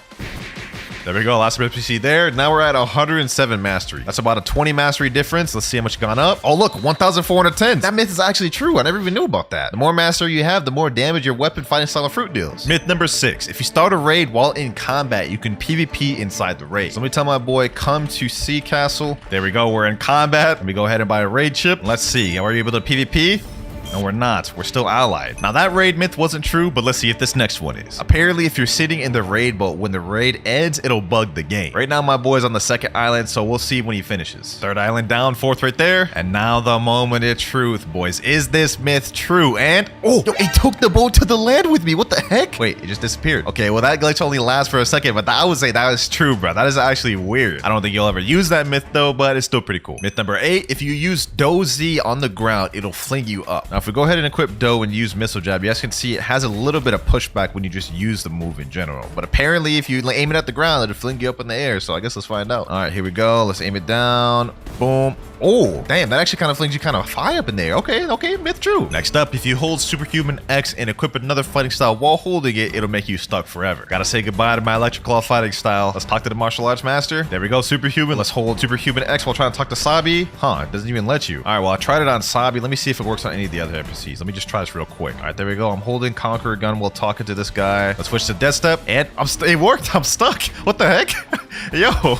Okay, so this myth is actually true. If you do that, you literally just become stuck. Now, that was pretty cool, but I think you'll like this next one even more. We all know about the mansion in Third Sea, a place where people can be safe, or so you thought. There is actually an area in the mansion where there is not a safe zone. Apparently, if you go up these stairs and go in this upper left corner, there will be no safe zone there. You guys can see the safe zone over here. Let me jump up. Now there's no safe zone. Okay, hold on. So I should be able to hit my friend, right? Let me see. Oh, I can actually hit him. That myth is true. Now, we all know about the Buddha shift glitch, where you unshift the Awakened Buddha, quickly switch over to a sword, and now you have massive swords which have increased hitbox. But apparently, for this next myth, it works for guns as well. Now, normally when you go to Buddha and you pull out a weapon, you guys can see it's still pretty small. I don't even know how this is going to work, but let's go ahead and try it. We shift, unshift with the gun. Oh, wait, hold on. That does look like it got a little bit bigger. Not as big as the swords, but look, that does look kind of bigger. Let's look at the size right now. You guys can see. Let's put it away, pull it back out. Yeah, it got like 5% bigger. Let's try it out with a different gun though. Let's say Kabucha. All right, let's try it again. There we go. Oh wait, actually this looks kind of big. Hold on. Put it away, pull it back out. I think it did get slightly bigger. I can't really tell, but to me it looks like it got slightly bigger, so I'm gonna say true. But let's see if this next myth is true. Apparently Control Gamma Rush can hit players in the safe zone. So in case you guys didn't know, when you use Gamma Rush, it hits anyone inside of the room. So the theory here is that we hit somebody outside of the room with Gamma Rush, and it should hit players inside the safe zone as well. So I got my friend Mariah here. Let me go ahead and hit him with the Gamma rush. My friend Exotic is in the cafe. You guys can see him right there. Like, don't believe it is hitting him right now. Let me see. Okay, hit Mirage. Let me see. Did it put me in combat with him? And no, cannot attack players in a safe zone. So this does not work whatsoever. Myth fake. Myth number 13, ice fruit doesn't take damage from lava. I don't believe this because it'd literally be the exact opposite of the point of ice, but I'm here to bust them, see if they're true or not. Let's go ahead and do it. And oh, that's already false. I took damage. Let's see. I mean, I'm standing still right now. I'm not taking damage. Let's walk around. Oh yeah, we're done. We're done. That myth is not true at all. But what about this next myth? Apparently you can glitch the Saber expert out of his little zone. So what you need to do is equip Sadie and use the Swords Dance while he's in the corner or whatever. And I guess it's supposed to glitch him out of the area. Let's see. Oh, it actually got him out. Hold on. Let me go see. He's not in the room. He's outside. He's right here, bro. So you could actually use this to troll first seed players and like get the Saber expert to kill him.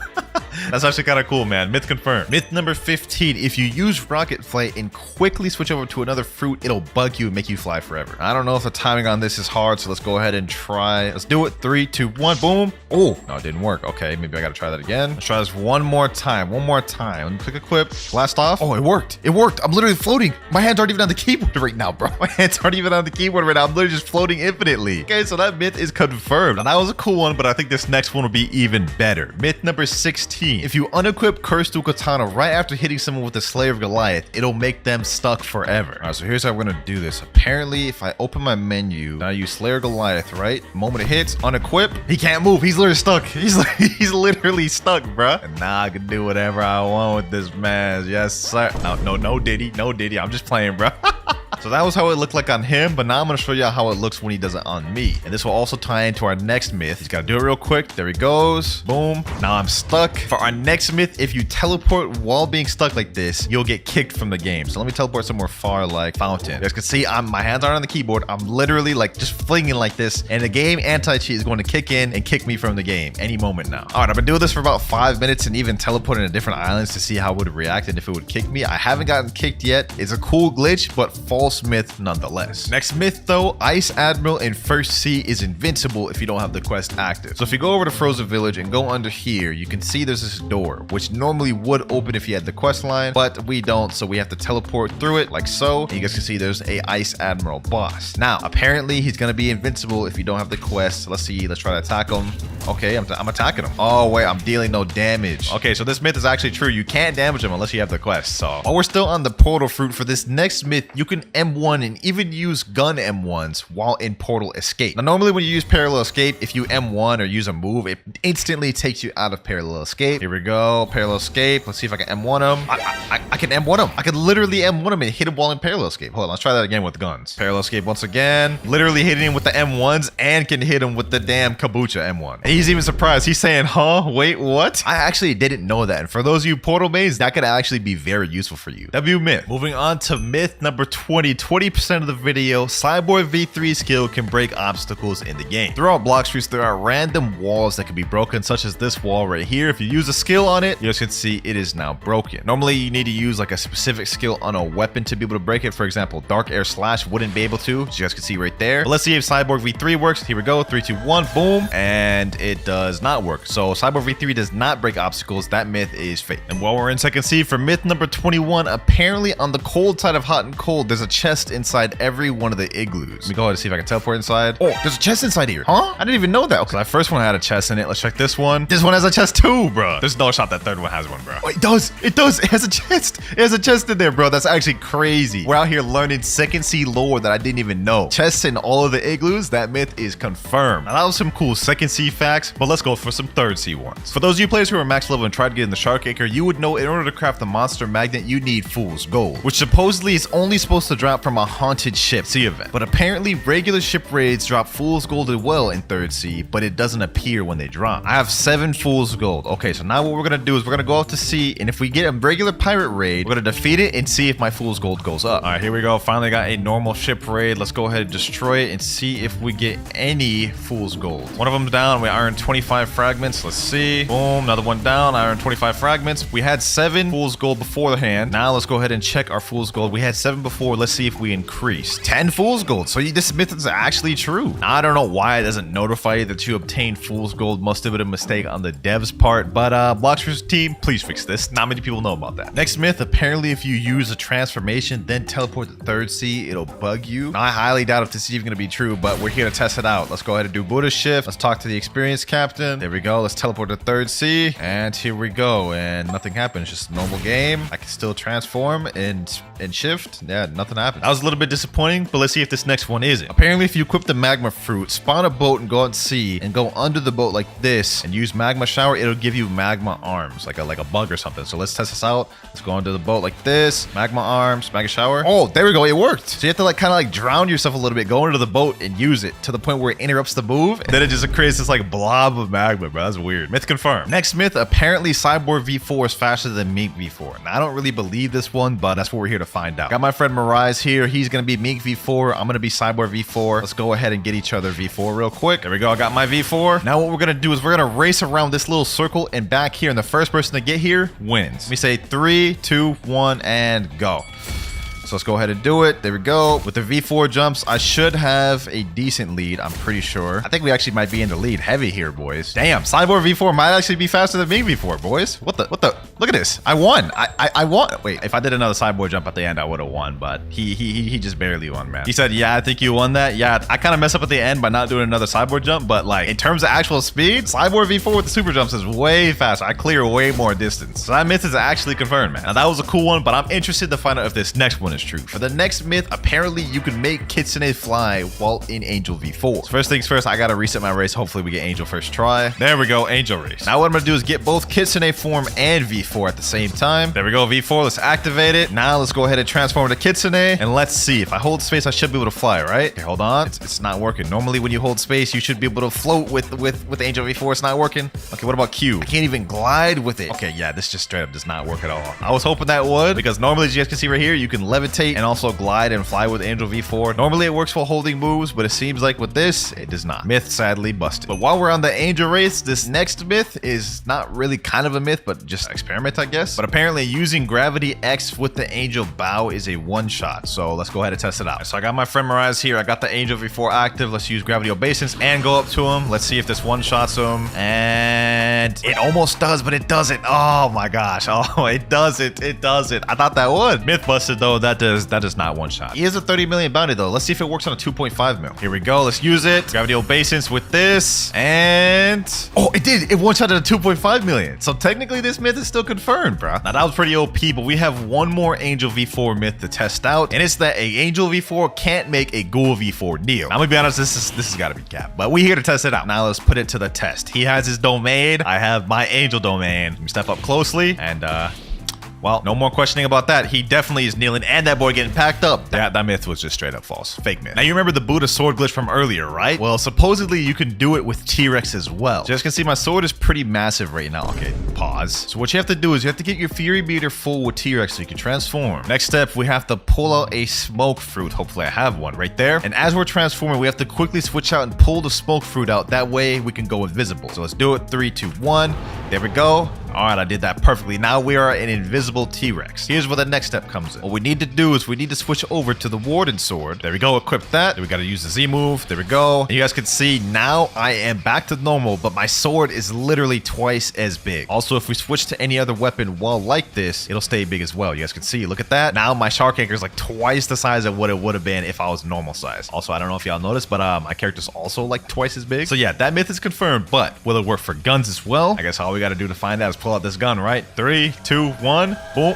The gun is still small. Okay, so yeah, this does not work for gun. That myth is false. Now, we all know the rubber fruit is immune to rumble, right? As you guys can see, I'm not getting hit by this lightning. But apparently, the rubber fruit is also immune to pole V1 and V2 moves. Let me tell my friend, go ahead and equip pole V1 and try using a move on me. Go ahead, use a move. Okay, no, I still got hit by that. What about the second move? Yep, still got hit by that too. That's a little surprising. I thought I wouldn't get hit since it's lightning, technically, but maybe I'll still be immune to pole V2. Let's find out. And I am not immune. Now, that didn't work, but let's see if this next one does. Apparently, if you use El Diablo on Soul Guitar, it has life steal capabilities. So let me tell my friend to come here real quick. Get me low, my boy. All right, there we go. There we go. That's good enough. That's good enough. We have 2,700 health. I'm going to use El Diablo and let's see if my health goes up. Oh, it is going up a considerable amount. Damn, it just jumped up. jumped up to 4,000. So that myth is actually confirmed. And while we're on Soul Guitar, this next myth may be interesting. Apparently, if you teleport to Haunted Castle, go over to the living skeleton and hit them with the Soul Guitar M1, it'll actually heal them. I don't believe that at all, but let's go ahead and just test that out. Let me get this boy low real quick. Let me hit him with the M1. No, it's still dealing damage. It is still dealing damage. I don't know who came up with that myth, but that is just not true. Apparently, you drown in water twice as fast when you have sand activated. Now, to test this out, we're going to go ahead and do it right now without sand. Let's see how quick I drown. I would say this is probably about like close to 10 seconds around there. Now, let's go ahead and equip the sand fruit and see how quick we drown now. In the anime, canonically, sand is twice as weak to water than most other devil fruits, so they should make sense. Let's see. Oh yeah,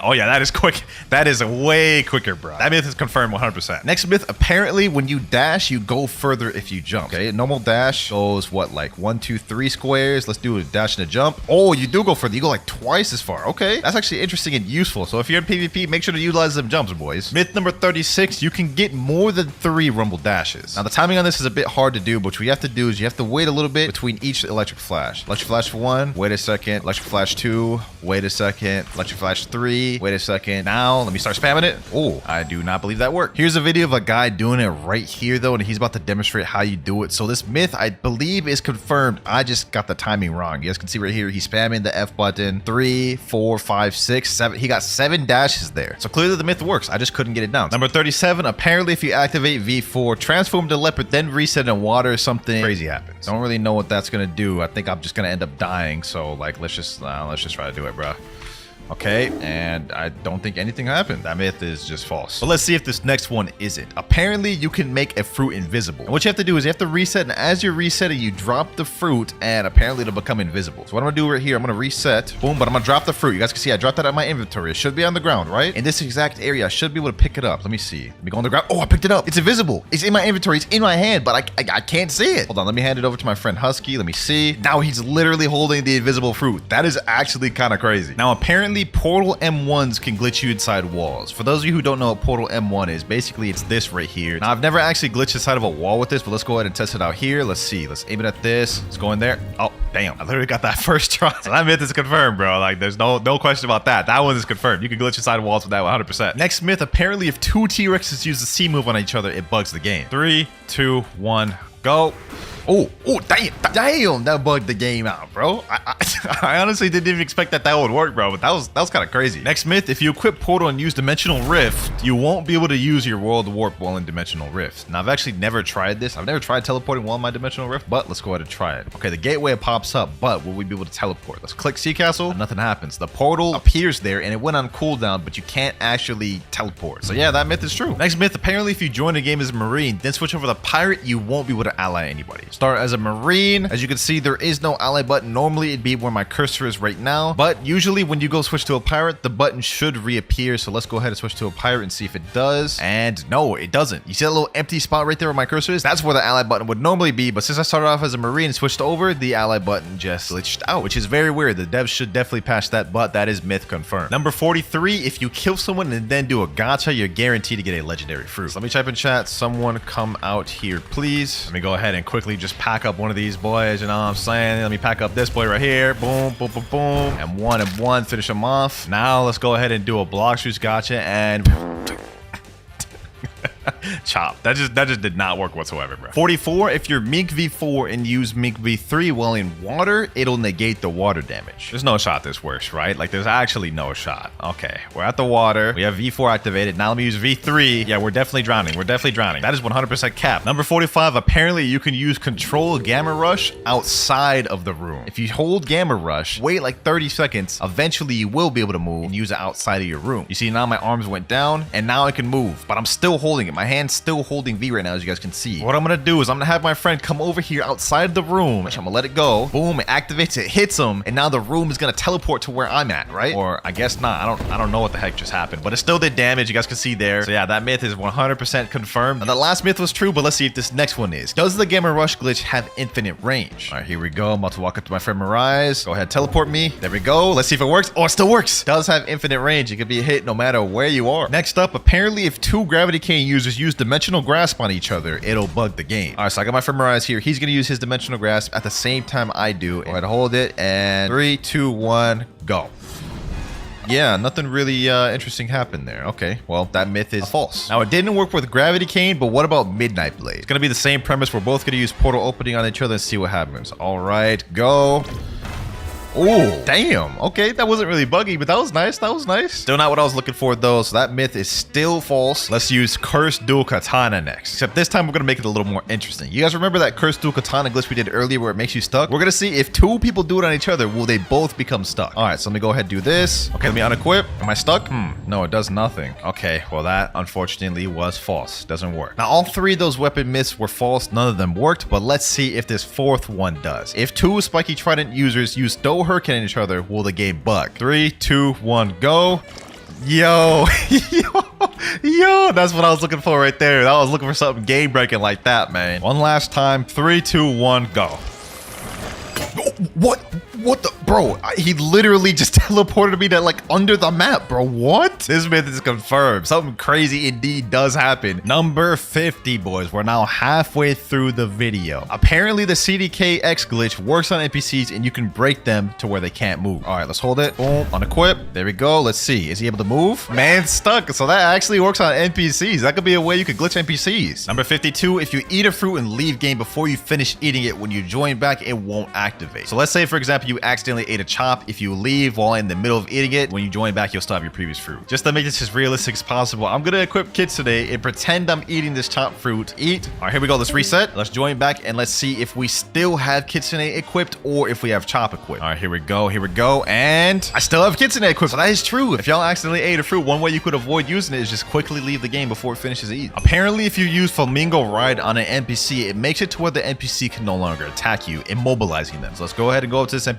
Let's test if that's true. There we go. He's still attacking me. Hold on, let me see. Oh, that doesn't work. Hold on, let me see. One more time. Oh, wait, it does work. Don't really know why you'd want to do that, though. Now, it worked on NPCs, but for the next myth, does it work on bosses? Let's go ahead and go up to Bow and Hancock and let's use Flamingo Ride. And it doesn't look like it works on bosses. Okay, let's give it one more try. Yep, didn't even pick her up whatsoever. So that myth is false, but the first one is true. Next, apparently, if you go inside a Buddha, you won't be able to sky jump. So you guys can see right now, I can sky jump as usual, normal. Let me just go inside him, and now I won't be able to sky jump. You guys can see right there. For some reason, it's just disabled. You can't sky jump inside Buddhas. That myth is true. He said, what, you check it up there? What's it? Nah, bro. No Diddy, bro. No Diddy. Relax with the sus jokes. Next myth, apparently if someone summons a Sea Hunter boat and you go inside the boat like this and transform to Buddha, it'll make the boat fling. So let's go ahead and do it. Buddha. And it didn't really do much of anything. Okay, let's try that again. Maybe it's similar to the magma one where I gotta be under the boat. Let me do it like this. Under the boat. Okay, let's do it like this. Yeah, nothing's happening. I'm drowning though. I'm drowning though. So let me know in the comments down if this is true, but for me, it's looking like a false. Next one, if you use lightning thrust while using the teleport to home feature, it'll make you fling. Teleport to home, I'm gonna equip E-Claw, and the moment it gets to 1 second, I'm gonna use lightning thrust. Oh, it's supposed to put me on land when you teleport home, but lightning thrust made it like fling me like up in the air. That was weird. Okay, that myth is confirmed. So earlier we couldn't sky jump inside of a Buddha, and that myth was confirmed, but apparently for this next myth, you also can't sky jump while inside of a boat. This one I think is a good one to try it out on. All right, so I'm gonna stand right here and I'm gonna try to Geppo. I'm spamming my Geppo. It's not working. Let me go a little bit outside of the boat and it's working. Let me go inside of it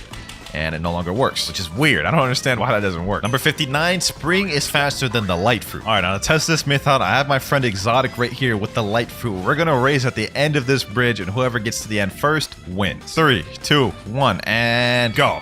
Boom. Ooh, we're actually winning. We're actually winning. We're actually winning, boys. Spring actually won. Spring actually won, bro. And I wasn't even going as fast as I could. Now, in terms of traditional speed, Spring is just not even close to as fast as Light. But in a race like this, with walls to bounce off of, Spring is the fastest route in the game, hands down. Next myth, if you sit in a boat while teleporting to home, the boat will come to land. Let me get my boat over here. And let's sit down and teleport. See if it goes. Oh, what? It actually worked. Huh? Next up, apparently Love X has infinite range. I did this in a video once and y'all didn't believe me. Y'all said it was fake. Y'all said it was scripted, whatever. But let's just go ahead and test it on a small scale. Cupid Zone, right? See that NPC over there, that Raider? Let's go to use over there. See that range right there? All right, now let's double that. See that Raider over there? I'm now double the distance I was before. So let's go up and see if it still hits. Cupid Zone, boom. It's still hitting. It's still hitting. It's over there. It's not hitting him, but it's like right on top of him. Now let's take it a step further and test it out on a player. I got my friend Exotic right over there. We're gonna test it out from this distance. Boom, and it hits. I don't think like much skills in this game would be able to even land that far. So let's take it a step further, go even further back. No skills skill in the game would really be able to hit this far. Like, let me use Soul Guitar. I don't even think that would hit. Yeah, Soul Guitar doesn't even hit from this distance. So let's see if Cupid Zone does. All right, so let's go ahead and use Cupid Zone. Let's hold it. There we go. Let's go ahead and shoot it out. Boom. And it's still hitting him. It's still hitting him from that distance. That's crazy. So there you have it, man. There you have it. Cupid Love Zone is infinite range. Literally no move in the game is going that far distance. Next up, you can phase through the ground in second C using Buddy Sword. Now to do this, what you need is someone standing on this brown little path outside a cafe, right? Right in the middle. You jump up, hit him with both Buddy Sword moves real quick, and you guys can see, didn't work that time. Let's try it again. This man said doo-doo. All right, bro, you talking crazy. It's all fun and games, so I launch you into that map, man. It's all fun and games. Let's hit him here. Boom.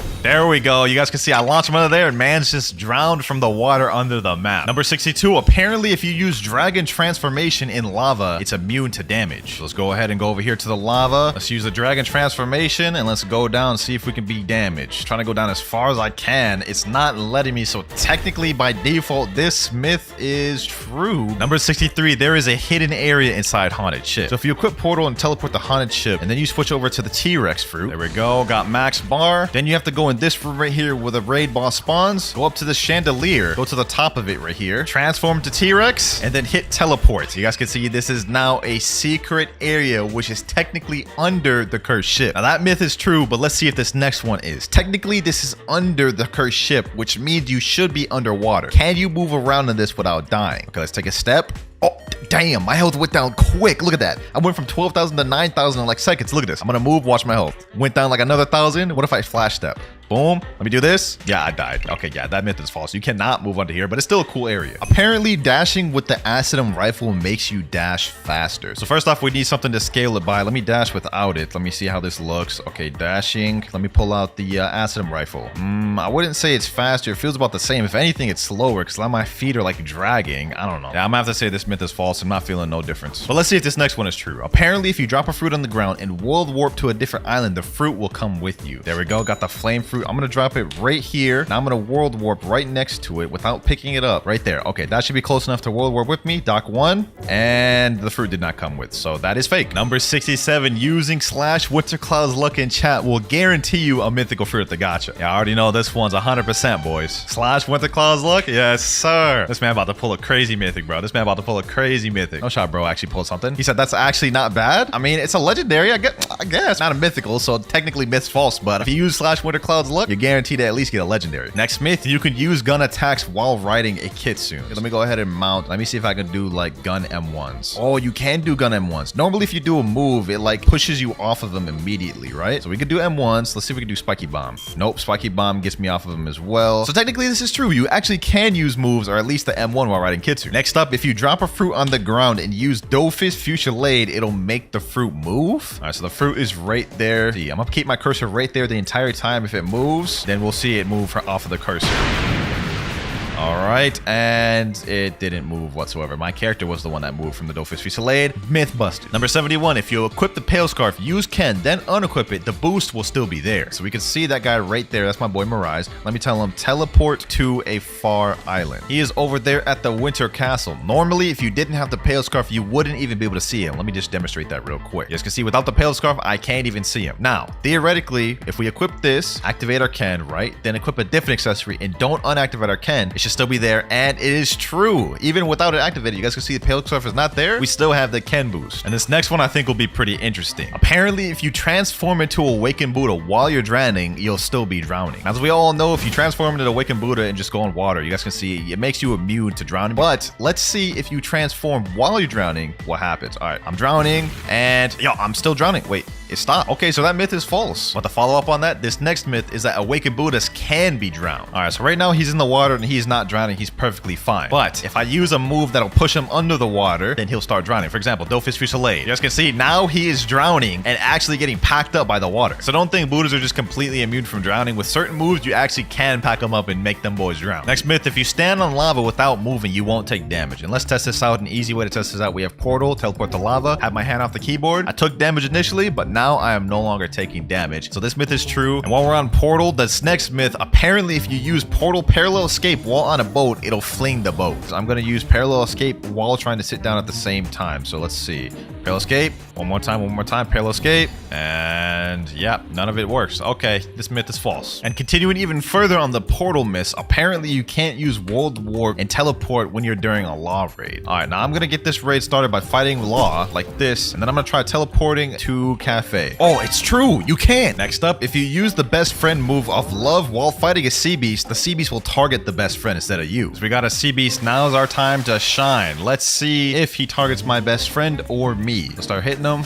Oh, he is targeting my best friend. Look, he's shooting straight at my best friend. He's not even shooting me. He's straight up ignoring me. So this myth is actually true. All right, though, with that myth out the way, we have another one. Apparently, second CC beasts give more fragments than third CC beasts. So first off, we got to go kill the sea beast we have here. All right, here we go. Here we go. And sea beast down. We got 250 fragments from one sea beast. All right, now we got to go to third sea and check how much we get from that one. We're now danger level 3. Sea beast should spawn any minute now. Speak of the devil. Speak of the devil. One sea beast over there. All right, bet. All right, here we go. Boom. And oh, wow. This only gave me 150. So that myth is actually surprisingly true. Second CCBs give like 100 more. Next myth, apparently while in Mink V4, you can super dash to glitch through walls. There is actually a place in the castle on the sea. I think it's like up here, which you could glitch through the wall. If you try, let's see if it works here. Super glitch.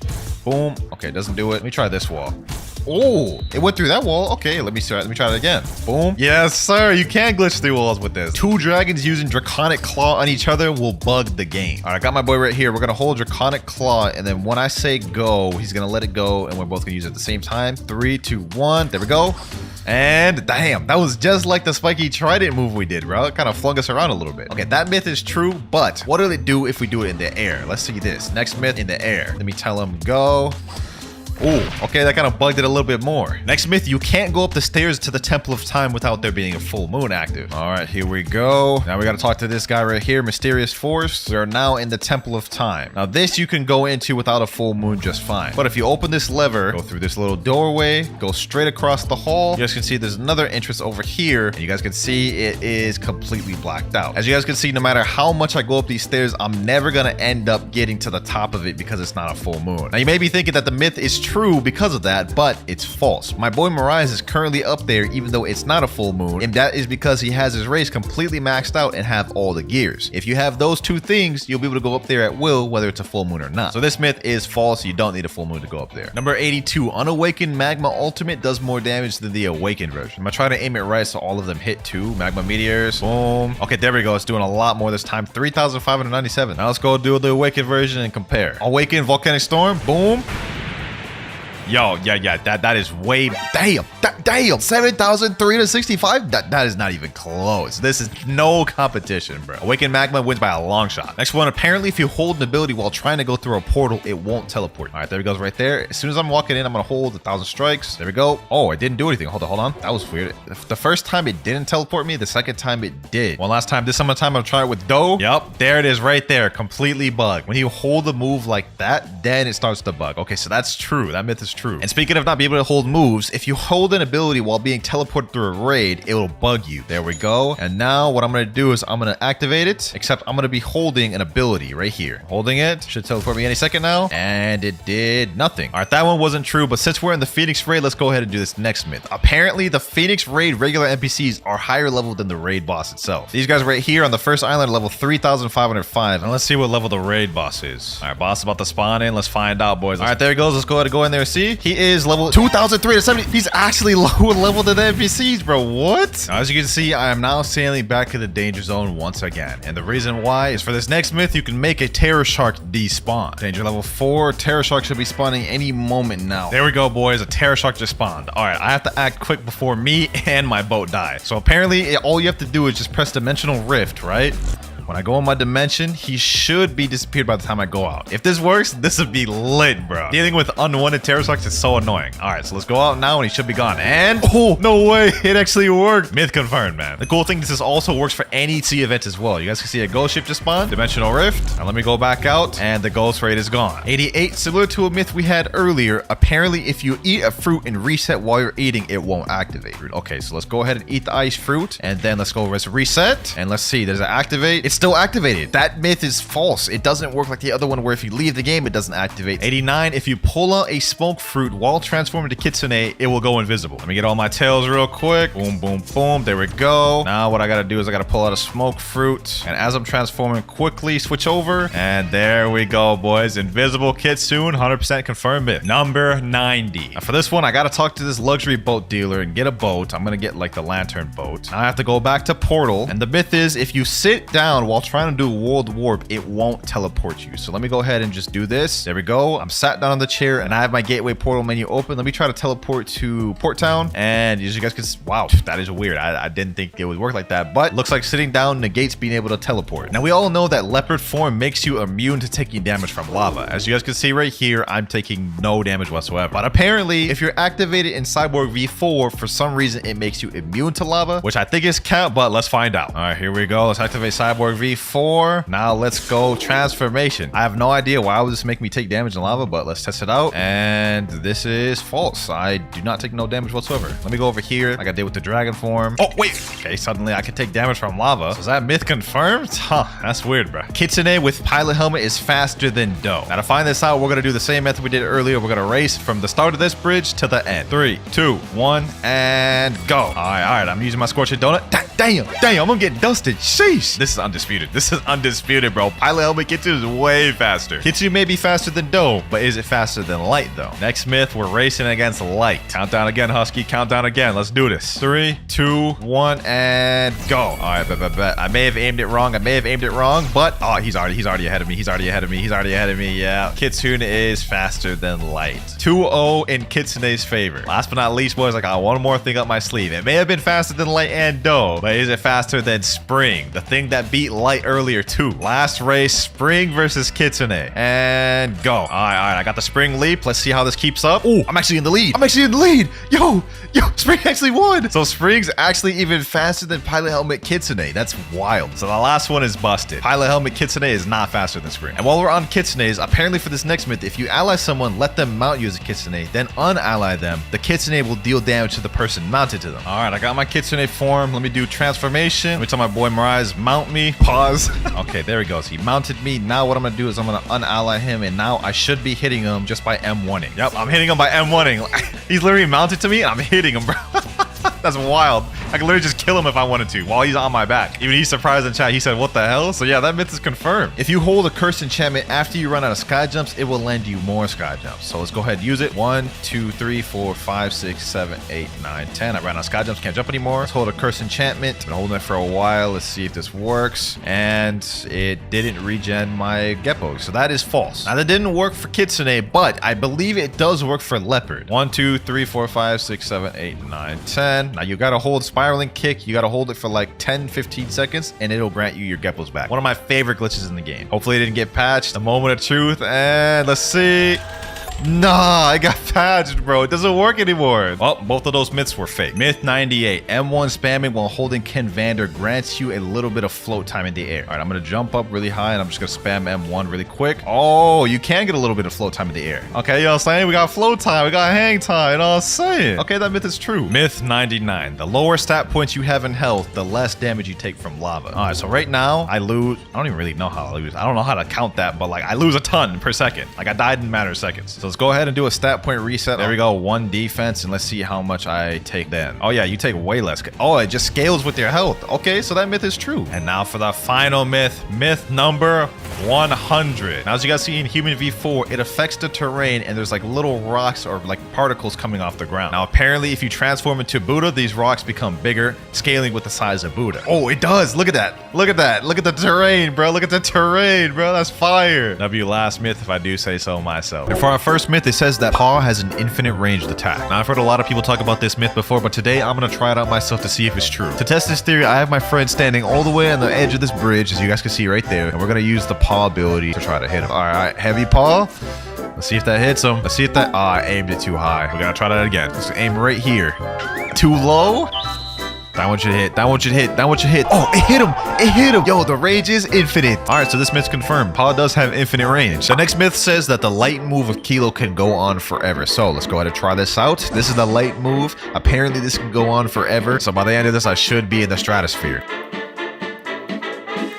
It's been about 2.5 minutes to be holding this. I'm gonna say this is true. You can use this move forever because this is not stopping. Myth number 3 is that Awakened Buddha and Unawakened Buddha both have the same M1 range. So my friend here has Awakened Buddha. I have Unawakened Buddha. So for me to M1 with Unawakened Buddha, I need to be within this range minimum. Now I'm gonna have Kazeki pull up with his Awakened Buddha, be slightly further behind me, and see if he can still hit him. But Kazeki's a little bit behind me. Try M1ing. M1. And he's not able to hit him. So this myth is actually true. That's actually weird. As big as he is, you would think the range would be increased. Next myth says that third sea fruit gacha gives you better luck. Now to test this out, I'm gonna have to go back to first sea. All right, so here we are in first sea. First sea gacha. What do I get? And I get a chop fruit. Kind of fitting since it's first sea. I got my friend in second sea. He's about to do a gacha. Let's see what he gets. And he gets a spike. I guess that's slightly better than chop. So far this is looking a little bit true, but let's go to third sea and see what we get there. And lastly, in third sea, we have my boy Rip Guy rolling for 1 barrier. Wow. Okay, so this actually was the best one. I'm not gonna lie, that's kind of surprising. So I guess myth confirmed. Next myth says that pilot helmet is the same speed as Mink V3.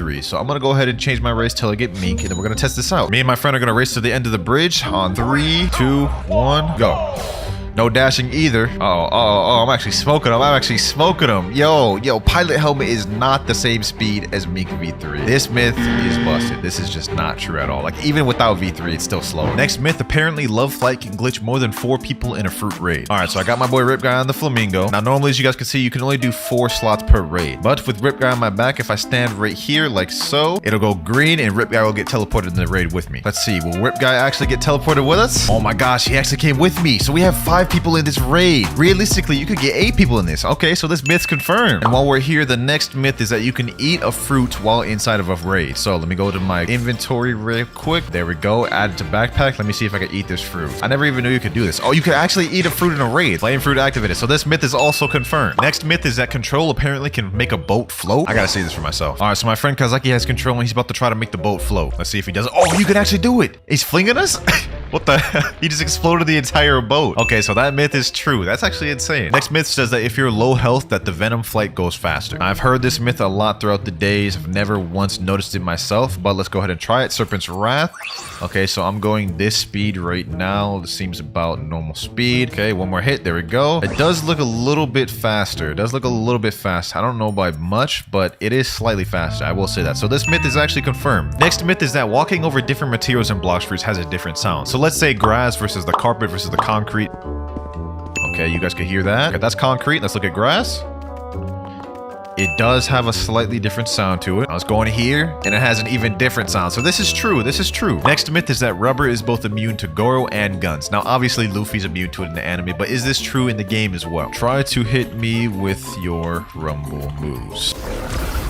Oh, none of that is hitting. So I'm completely immune to all of that. That's actually OP. Let's see if the gun hits me. All right, so Kazaki has a soul guitar. Try to hit me with the moves. Okay, the shoot doesn't work. That doesn't work. That's actually insane. So this myth is actually true. Rubber is both immune to guns and Goro. Next myth is that you can flamingo ride NPCs. So obviously we already know that you can flamingo ride your friends. But the question is, can you do it to NPCs? All right, so it worked on my partner. Let's see. Can I flamingo ride this guy? You could actually flamingo ride NPCs? That is crazy. And he can't even attack me either. He's literally just stuck on this flamingo. Okay, so this myth is true. That's true. The next myth says that leopard has infinite sky jumps. So normally you only have 10 sky jumps, 9, 10, and I can no longer sky jump. With leopard, what you can do is you can go all the way up to the 10. Now I'm out of sky jumps. Let me hold spiraling kick. Let me use that. And now I have 10 more sky jumps. And if I keep holding my abilities, I can wait until that comes back and just keep repeating that over and over again. So this myth is actually true, boys. And while we're on leopard, the next myth is that leopard transformation makes it to where you take no damage standing on top of lava. We're now at lava right now. Normally when you stand on this, you take damage, you guys can see, but will I take damage when I go leopard form? Let's see. Wow, so leopard can literally just stand on lava. That is actually broken. That's busted. Myth confirmed. And now for the 15th myth, apparently if 2 people use the spiky trident move at the same time, it'll bug the game out. Okay, so let's do it at the same time. Go. Oh, that's actually true. That myth's confirmed. Myth number 16. Apparently, if you use light flight in the frog room under the cafe, it'll kick you from the game. Let me teleport into the frog room like so. Let me go in here and let's use light flight. Okay. So this is kind of crazy. Apparently, if I just hold it like this for a while, I'll get kicked from the game. Well, after trying it out for a while, I tried to do it multiple different times. I can say this myth is busted. It's not true. You don't get kicked from the game, but it is a fun thing to do. The next myth says, though, the higher you are with Kilo, the more damage you deal. So obviously we know the Kilo user in the anime, the higher she is, the more damage she's going to deal, but I don't think that's true in this game. I don't believe it at all. So let's test the base damage of Kilo right here, 10,000 kilograms. How much damage does this deal? 1439. Okay, so now let me go higher up. So let me go from this distance right here. Boom. 1439. It's the same damage, so it doesn't matter how high you go, it's going to be the same damage. So this myth is busted. Next myth, apparently if you Buddha shift, then use Haki, then un-Buddha shift, it'll mess up the Haki. So let me equip a Buddha again. You guys can see I have full body Haki right here, just so we can demonstrate this properly. Let me transform. And then I'm gonna use Haki, and then let me untransform. It doesn't seem like anything really changed. Let me try that again with Awakened Buddha. Awakened Buddha shift. There we go. Now let me use Haki, and then let me unshift. Boom. And oh, it actually messed up my head. So this myth is actually confirmed. It messed up my head. Like the Haki's no longer on my head. Okay. Myth number 19. Apparently portal can make you invisible. Okay, so Kazeki, I'm gonna have you use your portal move. When I say go, try to use it and see if you're invisible. Okay, you use that ability, and now he is completely invisible. Let me use Observation Haki. I can't see him at all. He's in a completely different playing field. That is insane. So this myth is confirmed. I always thought this one was interesting. Next myth, apparently the Angel V3 can heal you faster than you lose health in water. Now, I do not believe this whatsoever, but we're gonna find out ourselves once and for all. Really don't believe this is gonna do much, but let's see. Okay, we're losing health. Okay, and this is doing nothing to my health loss from the water. It didn't even slow it down. I didn't even notice. So this myth is busted. Next myth, you can have the range of Buddha without being in the shift form. I've seen a lot of people do this glitch. What you do is you go shift form like this. Okay, so I unshift and boom. Oh, and my sword is big. And I also have increased range. Like, look at this. I'm gonna hit this guy. You guys can see how far I'm hitting him from over here. So this myth is true. This myth is true. You can have the range of Buddha without needing to be in shift form. You just have to time it right. Next myth, apparently you can use the control gamma rush even outside of your room. All right, guys, I'm gonna test this out. I have my friend Kazeki inside his room. He's gonna hit me with the gamma rush outside of the room. You guys can see right here. Oh, he's actually able to hit me from outside the room? That's actually insane. That is actually insane, bro.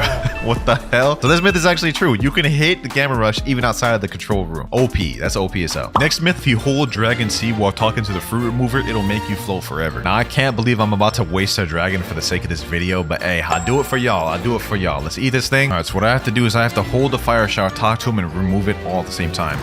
Okay, let's remove it. Oh, he said stop removing. He said stop doing something. Okay, so let me try doing this. Let me hold an ability. Okay, we're holding a move. We're talking to him. Stop using your ability first. So this myth is busted. You can't even talk to him while using an ability. That actually sucks. I thought that was going to be an interesting one. While we're on Dragon, let's go ahead and do this next myth. Apparently, if you hold the Dragon Heat Wave B move, it'll disappear after holding it for a long time. So let's sit here, hold this. I don't know how long this is going to take. I've been standing here for about a minute straight. Nothing's happening. I'm just going to stay here a little bit longer and see if anything happens. So far, this is not looking good. A few minutes later. Oh, it went away after about 2 minutes of waiting. It went invisible. It shows nothing. No animation or nothing. Let's see. Does this move still come out?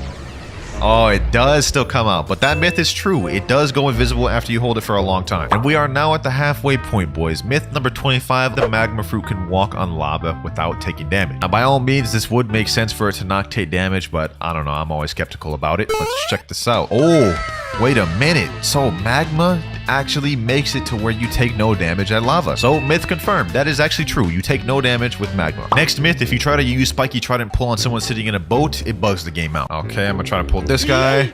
It didn't really bug out the boat, kind of just made it like lean a little bit. So I'm gonna say this myth is busted. I tried it out twice, didn't really do much. Next myth, light flight goes slower when you're low health. So unlike Venom, this would be the exact opposite. So let's go ahead and look at light flight right now.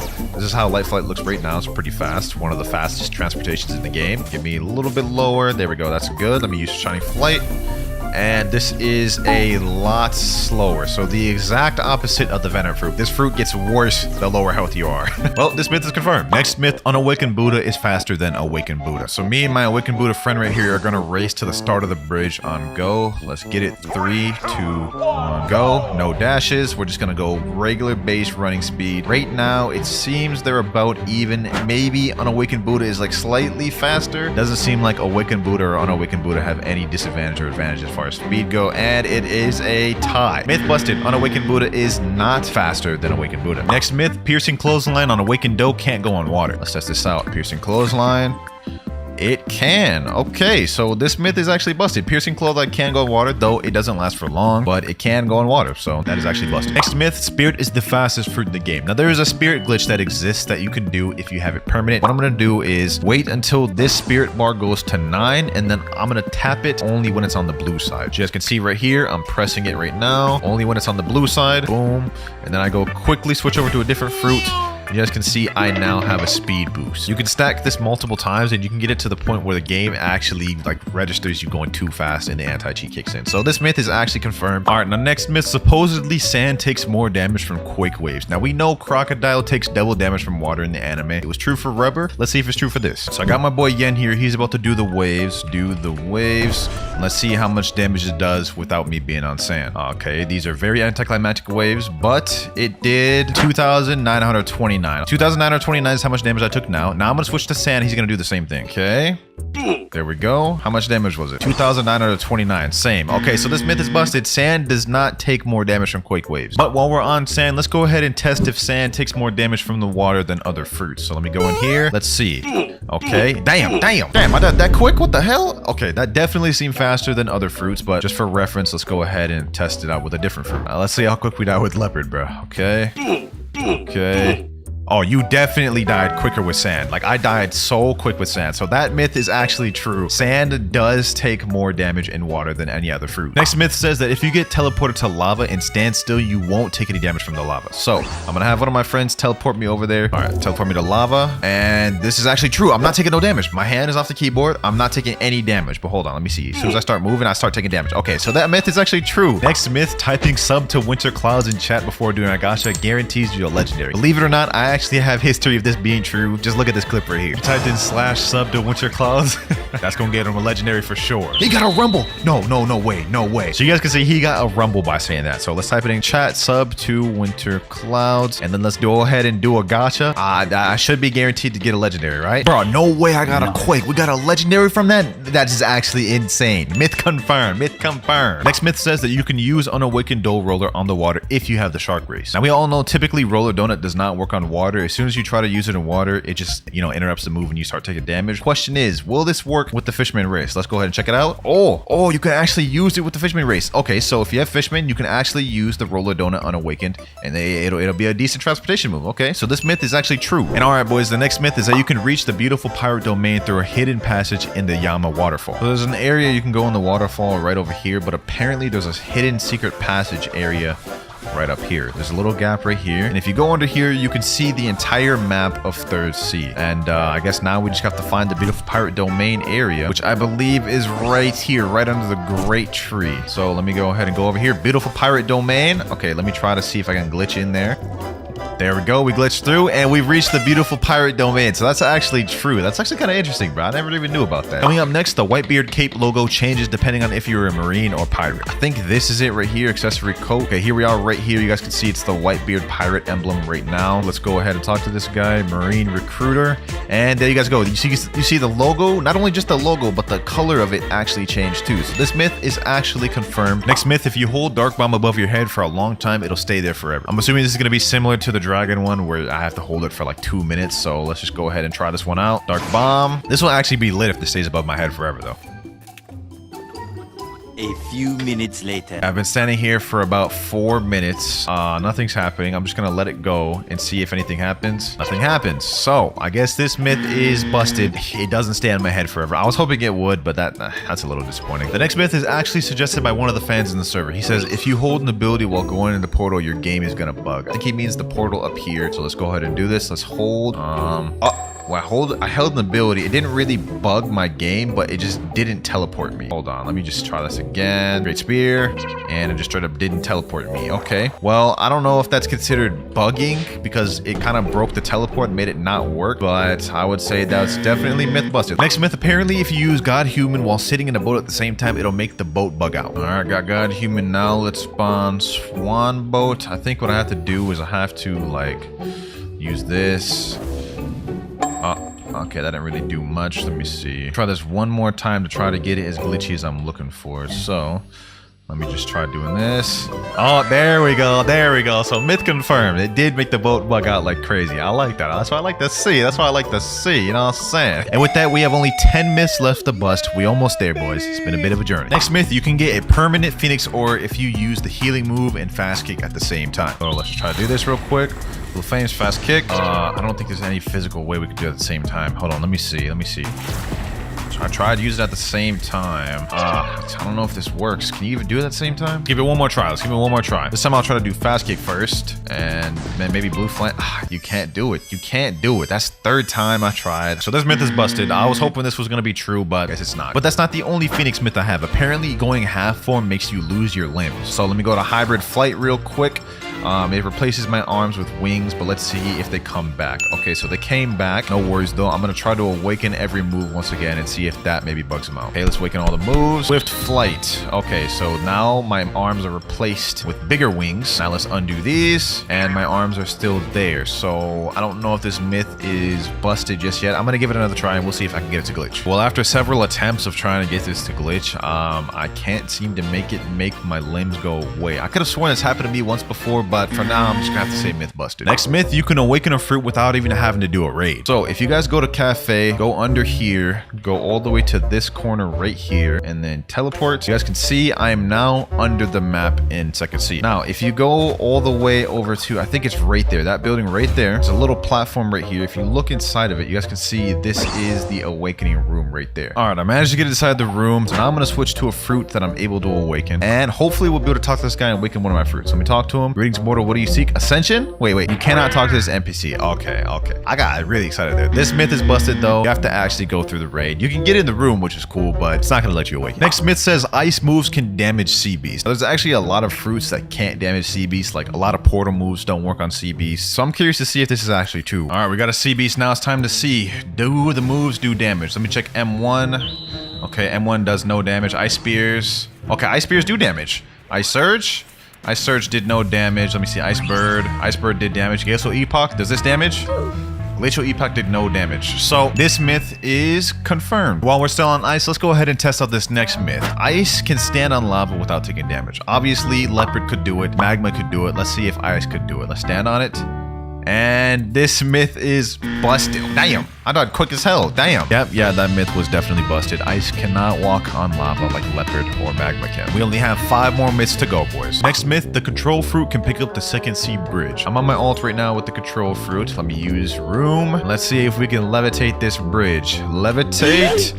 Oh, wait. You actually can break the bridge and levitate it. Okay, that's fire. That is fire right there. Yes, sir. Okay, so we could destroy the whole bridge like we bobbed a billet or something, bro. That is fire. That is fire. And that myth is confirmed. But that's not the only myth I have with control. The next myth is that control can cut through barriers moves. So you guys can see right here, I can cut through this tree with the levitate move. I just cut off the top of that tree. But what we're trying to prove is if Ope can cut through the barrier moves or not. So I got my friend here with barrier. He's got the wall right there. Let me see. Okay, so that is not a good sign. It's not actually cutting the barrier move. It's just making a rock out of it. Okay, we got the stairs now. Let me see. Doesn't look like it can actually cut through. Control cannot cut through barriers moves. It just simply replicates the color through the rock. Next myth, being a marine gets you better luck in the fruit gacha. So to test this theory out, what I'm going to do is I'm going to roll right now as a pirate. I'm going to go on a different ult account as a marine, and we're going to compare what we got. And let's see what I get as a pirate. I get the bomb fruit. Okay, let me drop that. Okay, now we are on my alt account as a marine. I don't know why it's in first C, but let's go ahead and do a gacha here, and let's see what we get. Yes, sir. A barrier fruit. So technically, this is worth more than bomb. So technically, this myth's true. Myth number 49, the damage you take from water in each sea is different. All right, so first things first, let's go ahead and test this out in first sea. I have the portal fruit. I also switched my race. Let's see. Okay, so I'm dying pretty quick. I think that took me maybe 5 or 6 seconds to die. Let's go ahead and try this out in second sea. Second sea attempts now. Let's go in the water. Okay.